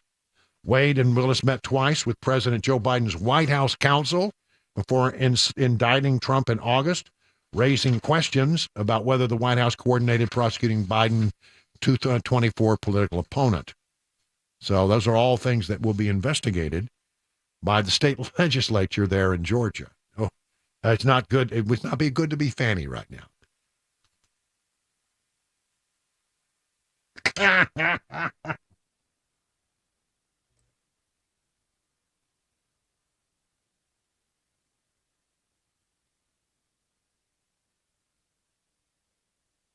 Right on me. All right, that's good stuff right there. We'll have to write some new lyrics to that song. I'll leave that up to you. Listen, I'm thinking that the Drive Show and Party Band will have to go into the studio maybe this weekend and come up with something. Yeah. All right. In the remaining moments, let me just talk about some things happening on the border. Right? Border showdown. Texas is defying the feds. They say they will continue to deploy razor wire. Yes, the Supreme Court said that the Border Patrol can come in and cut the razor wire, but there's nothing that says the state of Texas can't put it back. So you cut it, we'll put it right back. And we're going to continue to deploy it. You know, the thing is, I think honestly, that the Border Patrol agents, the ICE agents, are very sympathetic to the state of Texas. They don't want to be doing these things. They're following orders from the higher ups. And so, maybe they'll come out with a pair of big bolt cutters and do a big press release and cut some wire show the reporters that they're following up on the Supreme Court, and then, largely that story goes away and the barbed wire stays. I think that's probably what will happen. I want to talk about this for a moment. Mark Green, the congressional representative from the Tennessee 7th Congressional District, is also the chairman of the House Homeland Security Committee, and they're getting ready to vote on articles of impeachment in committee against Homeland Security Secretary Alejandro Mayorkas. He's got the votes in committee, and in Green, I think I'm correct in saying that they believe they have the votes on the floor of the House to impeach Mayorkas. They've been doing a very detailed, proper investigation, the way it's supposed to be done. And the truth is, no sitting cabinet secretary has ever been impeached, though one in the Grant administration was impeached after resigning. So this would be a first, according to the Washington Times. So look, I think that they'll get some Republican votes. I think they'll get all Republican votes and a few Democrat votes. Because the other day there was a test vote on where the House stood with regard to the border, and it was a resolution. And 14 Democrats voted with Republicans in favor of doing something about the border situation. 14 House Democrats. So it would be a bipartisan recommendation. So then what happens? Well, it has to be taken up by the Senate. It's required to be taken up, I think, by the Senate. And so they would take it up. They would have to. It's a privileged resolution. It had to be taken up, as best I recall. And then, do you tell me there's not going to be a few Democrats in the Senate? Remember, 1/3 of the Senate is always up for re-election, and this time around, more Democrats than Republicans. You sure they're not going to find a few Democrat votes who will say that what's happening at the border is wrong? I think you might. And it's entirely possible he could be convicted, I think. We'll see what happens. I don't know. I do know this. 9 Democrat governors have pressed Biden and Congress to address the border crisis. Who's leading this? You're going to be shocked. New York Governor Kathy Hochul is leading the group of Democrat governors putting pressure on Joe Biden and Congress to do something about the border crisis issue. Hochul was a vocal advocate for her state's sanctuary state status and cheered New York's right to shelter legislation. Then illegal aliens from Texas began to show up, and suddenly the narrative changed. This according to hotair.com. Those sent to New York are but a drop in the bucket to the numbers that Texas is dealing with. The governors are even describing the results of the surge of illegal immigrants at the border as a humanitarian crisis. The governors want a serious commitment from Biden to overhaul the immigration system, including federal coordination on a strategy to relieve pressure on the southern and northern borders, as well as for more funds for states. Mostly they want money. It's the same answer Biden gives when reporters ask about securing the southern border. Biden says he delivered legislation to reform the immigration system when he came into office, but it went nowhere because it first and foremost put blanket amnesty for the millions of illegal aliens already here. That's the thing. I'm sick and tired of Karine Jean-Pierre saying, on our very first day, we put forth a package, and it went nowhere. Republicans in Congress said, turn their noses up at it. Yeah, because it started with something that is absolutely a non-starter, not only among Republicans, but a fair number of Democrats, and that's amnesty for people who came across the border illegally. I mean, the first act you commit is a violation of the law. You've circumvented the whole system. You've come to America. You've made an asylum claim. About 90% of them were bogus anyway.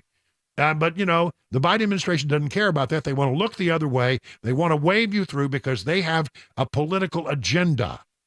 A political agenda, which is to change the voting demographics in this country forever by making all of the 8 million people who came here illegally legal citizens. Now, that's never going to happen.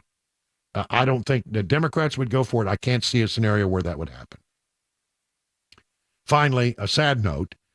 You ever watch that show Pawn Stars? I think it's a pretty good show. It's fun now and then to see who walks in. And I've always found that apparently that Rick Harrison guy. I went to the pawn shop when I was in Vegas one time. It was nothing like the TV show, was it? Well, there's nobody. Rick wasn't there. None of the stars of the show were there. But I did go there. He lost his son, his 39-year-old son's overdose death. He's blaming it on the crisis along the southern border.